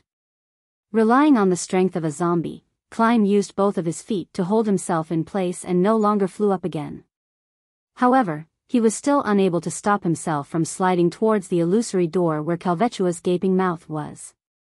He drew 2 deep ravines on the ground in the process. Outside the warehouse, Danitz wasn't affected by the suction force of the whirlpool. Instead, he tried condensing a fireball to throw to the side, allowing Gehrman Sparrow to jump out of his predicament and escape. Unfortunately, the flames were extinguished again and again by the hurricane. As Klein drew closer to the illusory door, he could smell the stench of blood and decay. Right in front of him were milky white fangs that emitted a chilly air. His thoughts raced, and he quickly came up with a solution. The solution was simple: it was to throw out the all-black eye that originated from Nimblewright Master Rosago. Since you want to make a whirlpool in the sea in a bid to devour everything, I will make you consume another bottle of a Beyonder potion without any supplementary ingredients, as well as the mental corruption of the true creator. If that's the case, I don't believe that you, who's already on the verge of collapse, will be able to hold on. Klein gritted his teeth and reached into his pocket. Perhaps it had sensed his malicious intent, or perhaps it had lost its patience, but at this moment, Kalvetua suddenly raised its head and let out a long howl, causing the seawater whirlpool in his throat to collapse and disintegrate into countless water droplets which sprayed out of the illusory door. Splash! Torrential rain fell in the warehouse, and a dazzling silver ball of intertwined lightning condensed in Kalvetua's throat once again. With a boom, it spat out that lightning ball. Amidst the torrential rain, the silver ball of lightning transformed into streaks of stunning lightning bolts that quickly expanded outwards. It destroyed the frugal altar and occupied the entire warehouse. Sizzle. Klein's figure kept phasing in and out of existence amidst the sea of lightning. His body would char and turn into scraps of paper. Outside the warehouse, Danitz also suffered its effects. All his hair stood up as his body convulsed. After continuously using paper figurine substitutes and approaching his limit, Klein finally managed to withstand it until the lightning subsided. As for the illusory door, it was affected by the complete destruction of the ritual and quickly closed. Creak. Sea god Kalvetua's hisses of indignation were isolated by the door. After a moment, the illusory door completely disappeared. The surroundings were in a wretched mess. Only a candle was left on the altar, weakly swaying its flame. Bang! Danitz leaned forward against the warehouse's wall, barely standing at the doorway. He tried to speak, but he couldn't stop convulsing. He could only express his grievance with his eyes. Gehrman Sparrow is really a madman. I can still remember the horror I experienced in Bansi Harbor, and I still have nightmares about it. Previously, when he was picking out items offered by the resistance, he attracted the curse of the sea god. I was so frightened that I almost ran away while on our journey back. This time, he even did some sacrificial ritual and nearly summoned Kalvetua over. It was really extremely dangerous just now. Why does he love to take risks so much and enjoy causing major trouble? Time after time, he searches for thrills while on the brink of death. Is this a manifestation of his craziness, or is there another reason? Sea god Kalvetua is still very strong. Even though it's on the brink of death, and there's the door of sacrifice in between us, it was still able to release a portion of its strength that could easily finish me off. As expected of a demigod that can fight against a sea king. Klein pulled his feet out of the ground and saw that his boots were in tatters. At the same time, he found that, regardless of it being due to luck or an inevitability, Kalvetua had accepted his sacrifice, in all sense of the word. This was because the huge sea serpent had swallowed the iron cigar case which had been tainted with the grey fog's aura and many other things while producing the whirlpool. In other words, I can try to locate its hiding place in the spirit world, but I'll have to wait for its death so that it can't interfere and resist my divination. This search would require me to enter the spirit world, and I can't keep using the grey fog forever. Klein quietly let out a breath. He felt the glove on his left hand become filled with an indescribable madness and hunger. It seemed like it was going to devour the wearer if it wasn't fed. There are no sinners around. Klein turned his head to look at Danitz, who who was standing by the door. Danet's mind suddenly tightened. He felt as if he was being targeted by a monster and was about to become food for the other party. The hunger he felt at a spiritual level had made him tremble slightly. He yearned to immediately turn around and flee. Then he heard Gehrman Sparrow's indifferent voice. "Close the door from the outside." "All right." Resisting the residual pain from the electric shock, Danetz moved the door, which had been sent flying open, barely closing the hold. Klein seized the moment to carry out a sacrificial ritual. He prayed to himself and responded to himself by throwing creeping hunger, that was about to lose control, above the fog. The mystical item that had frightened Danetz, so much so that he didn't dare to resist, immediately became docile, gentle, and tame.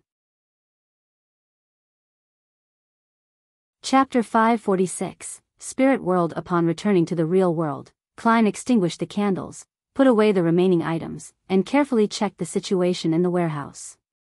Luckily for him, the whirlpool of seawater created by Kalvetua had completely wiped the area clean, leaving only the subsequent sprays of rain, the blackened patches from the lightning strikes, and sparse piles of ash, as well as the ravines produced by Klein's 2 feet. The traces are easy to deal with. I can get Danetz to use his fireball to wash the place later, disguising it as an internal strife between pirates. Klein nodded indiscernibly and pulled out one of the few remaining paper figurines. He shook his forearm and flicked his wrist. The paper figurine flew out and burned on its own before turning into black ash. After doing all of this, Klein walked towards the door, frowning as he walked. The soles of his boots were gone, and the rest of his clothes were tattered and torn, wet, or charred. This was unavoidable under those circumstances, as it wasn't something a paper figurine could withstand. The tearing was a result of the potent suction from the whirlpool, the moist sensation came from Kalvetua's torrential rain, and the charred black marks were a result of being struck by bolts of lightning in the interval when Klein was using his paper figurine substitutes. Even now, despite having calmed down, his right forearm still spasmed a few times due to the electric shock. "It cost me £8.6 solely. I have to get a new set of clothes." I had divined danger and had made preparations, but I didn't expect Kalvetua to be more powerful and crazier than I had expected. I hope that I'll gain something later. Klein silently shook his head. He restrained his expression and endured the pain before coming to the door and knocking 3 times. Danetz, who was constantly uneasy, hesitated for 2 seconds before he opened the door. Discovering that Gehrman Sparrow had returned to his cold and reserved state, with him no longer emitting a hunger and madness that struck terror to his spirituality, Danetz let out a sigh of relief. He took a glance inside and asked, "Is it over?" "No." Klein curled the corners of his lips and revealed a gentle smile. "Not yet?" Danetz jumped in fright. What else needs to be done?" Klein maintained his smile that concealed madness. "A cleanup is still necessary. That's basic courtesy." "A cleanup?" Danetz was stunned. Raising his right hand, he pointed at himself and said, "Me?" The corners of Klein's mouth widened. "Or shall I do the honors? Then I would be eaten by creeping hunger." Danetz let out a hollow laugh. "How should I clean this place?" "Use a fireball," Klein answered simply. As a part-time pirate, it didn't take much effort for Danetz to understand Gehrman Sparrow's intentions. He walked past him and headed for the interior of the warehouse. During this process, he had a few questions in his mind, which were quite puzzling. Captain said that creeping hunger needs to devour a living person every day, but Gehrman Sparrow can only satisfy it after a battle. He usually doesn't bother with it. Besides, in that battle just now, Gehrman Sparrow had used Steel Mavadi's ice powers. He didn't feed it after. Strange. What secret lies behind this? A seal of a certain level? Or, can it be that the organization behind him is capable of sealing creeping hunger? As Danetz cleaned the warehouse, Klein stood outside, looking up at the overhanging dark clouds, looking forward to what would happen next. "I've already sent the iron cigar case that's tainted with the gray fog's aura over, so all I need to do is wait for Kalvetua, a fake sea god, to collapse and die." I hope the Beyonders of the Church of Storms and the Kingdom's military won't have the time to find it in time, or leave behind some items of certain value that they think little of. Klein slowly took in a deep breath, listening to the dull bombardment sounds coming from behind him. In a hotel, Alger stood at the window, staring out at the overcast sky. I received the sanguine's anesthetic gas not long after the last tarot gathering. I was prepared to go out to sea to gather ingredients, but a week has passed, and I'm still stuck in Bayam. The corners of his mouth twitched as he shook his head. First, there was the incident of the world hunting steel Mavedi. It earned him quite a sizable amount of money, and then he had to wait for the reward.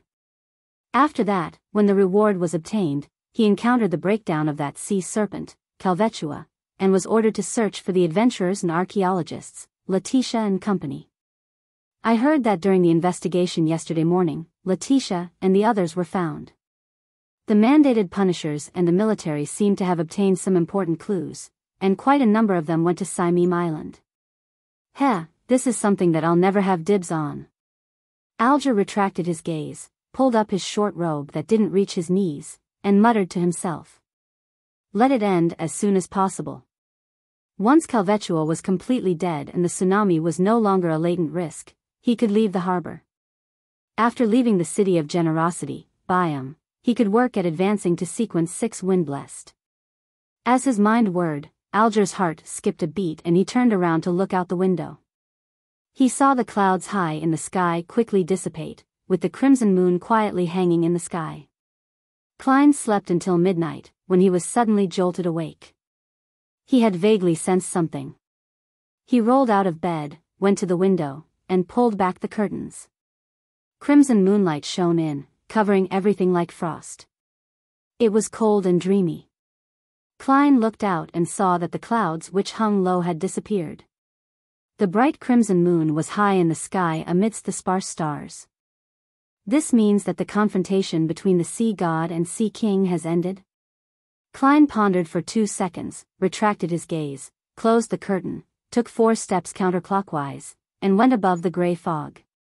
He sat at the end of the long, mottled table, took out a gold coin, and began to recite a divination statement in a low voice. Kalvetua is completely dead. After he repeated this 7 times, he flicked the gold coin and watched it leap upwards and tumble down. The gold coin landed in Klein's palm, and the king's head faced up. It meant a positive result. It meant that sea god Kalvetua was completely dead. As expected, the ancient elven ruins on Simeem Island and the hiding place which Kalvetua used to maintain its existence are closely connected. The mandated punishers and the military have just received the Book of Calamity, and since they only learned about the ruins for a little more than a day before, Kalvetua couldn't hold out much longer. I thought it could forcibly survive for 2 or 3 more days. Klein sighed and tried to divine whether the official Beyonders had already entered Kalvetua's hiding place. Unfortunately, due to the lack of information, his divination failed, and he was unable to obtain any revelations. After thinking for a while, Klein changed his angle, undid his spirit pendulum, and began to divine if it was dangerous for him to search and explore Kalvetua's hiding place. As this involved himself, he quickly received a conclusion. The topaz pendant was rotating counterclockwise at a not-so-fast frequency and low amplitude. It's dangerous, but it's acceptable. The danger is even less than the sacrificial ritual. Klein nodded gently, returned to the real world, and began his preparations for his operation. He locked the bedroom door first, then he arranged the ritual to summon himself. Once again entering above the gray fog, Klein picked up the Dark Emperor card and placed it inside his spirit body. All of a sudden, he turned corporeal as if he was of flesh and blood. The surrounding black fog stuck to the surface of his body and formed a majestic aura. It was as if he was entirely clad in physical armor, but on his head was a gorgeous pitch-black crown. Looking at the human-skinned glove on the table, Klein hesitated to put it on. Above the gray fog, creeping hunger was almost in a sealed state. It didn't dare to make any unusual movements, but once it left the area, the uncontrollable hunger would cause harm to its wielder, whether they were alive or in spirit body form. Amidst Klein's considerations was whether the Dark Emperor's high level could suppress the creeping hunger inside his spirit body and keep it normal. I'll give it a try. If it doesn't work, I'll end the summon and return here. This will hardly require any time, and there's no danger. Klein picked up creeping hunger and put it on over the iron-black armor gauntlet. He didn't hesitate any longer and stepped into the door of summoning. With the help of the expanding candle flame, he arrived in the real world. Without being careless, Klein's first reaction was to check the state of creeping hunger. He found it calm and submissive, subservient to the high level of the Dark Emperor. Not bad. With a sigh of relief, Klein placed the mystical items, such as Azek's copper whistle, the biological poison bottle, and the sun brooch, into his body one by one. Finally he picked up his black hardwood cane and prepared to use it to search for his lost iron cigarette case that had been tainted with the gray fog's aura.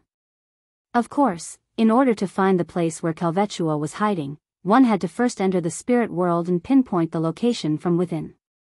Otherwise, it would only fail. As for how to enter the spirit world, Klein didn't consider the three methods provided by Mr. Azek. As a spirit body with intelligence and the ability to think, how was he not able to find the spirit world and enter it? He calmed down a little and recalled the scene of countless spherical light. His body and mind quickly became tranquil. His thoughts gradually became empty as his consciousness gradually extended and expanded. He soon discovered that he was surrounded by indescribable illusory, transparent things. All the colors became bright, distinct, but overlapping, and the gray fog had grown so faint that it seemed to cover everything in an ethereal manner. In the depths, high up in the sky, there were 7 rays of lustrous brilliances that shone with different colors. They seemed to possess life, and they contained immense knowledge. This was the spirit world. It completely overlapped with reality and was omnipresent. If I happen to encounter the mandated punishers or military personnel, I will immediately end the summoning and return above the gray fog. Klein took a step forward. After easily entering the spirit world, he felt his body become illusory. The black cloak behind him fluttered up slightly, and the hardwood cane in his hand stood upright. He said in a low, dignified voice, "The location of my unique iron cigar case." While chanting, Klein felt tense for a baffling reason. In the saturated and distinct colors of his surroundings, pairs of indifferent and eerie eyes glanced over. After repeating it 7 times, Klein released his grip and waited for the revelation. The black hardwood cane floating forward at an adequate speed which was neither too fast or slow. Klein followed it, flying through the real, the illusory, the strange, and mysterious spirit world. Here, if he lost his bearings, it was very easy to end up completely lost and never be able to leave again. Of course, there wasn't a problem for Klein. If he really got lost, he could end the summoning and return directly to the space above the gray fog. Klein chased after the black cane, which was sometimes thrown and sometimes dropped, shuttling back and forth between distinct and overlapping colors. He passed by half-hidden spirit world creatures that couldn't be accurately described, and it was hard to know how far he had traveled. Suddenly, he saw an eye. It was round, with clear blacks and whites. The eye looked at him without blinking. There was no head, nor was there a corresponding body. You're tuning into the Biyao's Wuxia Chronicles YouTube channel. Don't forget to subscribe and join us on this journey to catch the most captivating stories.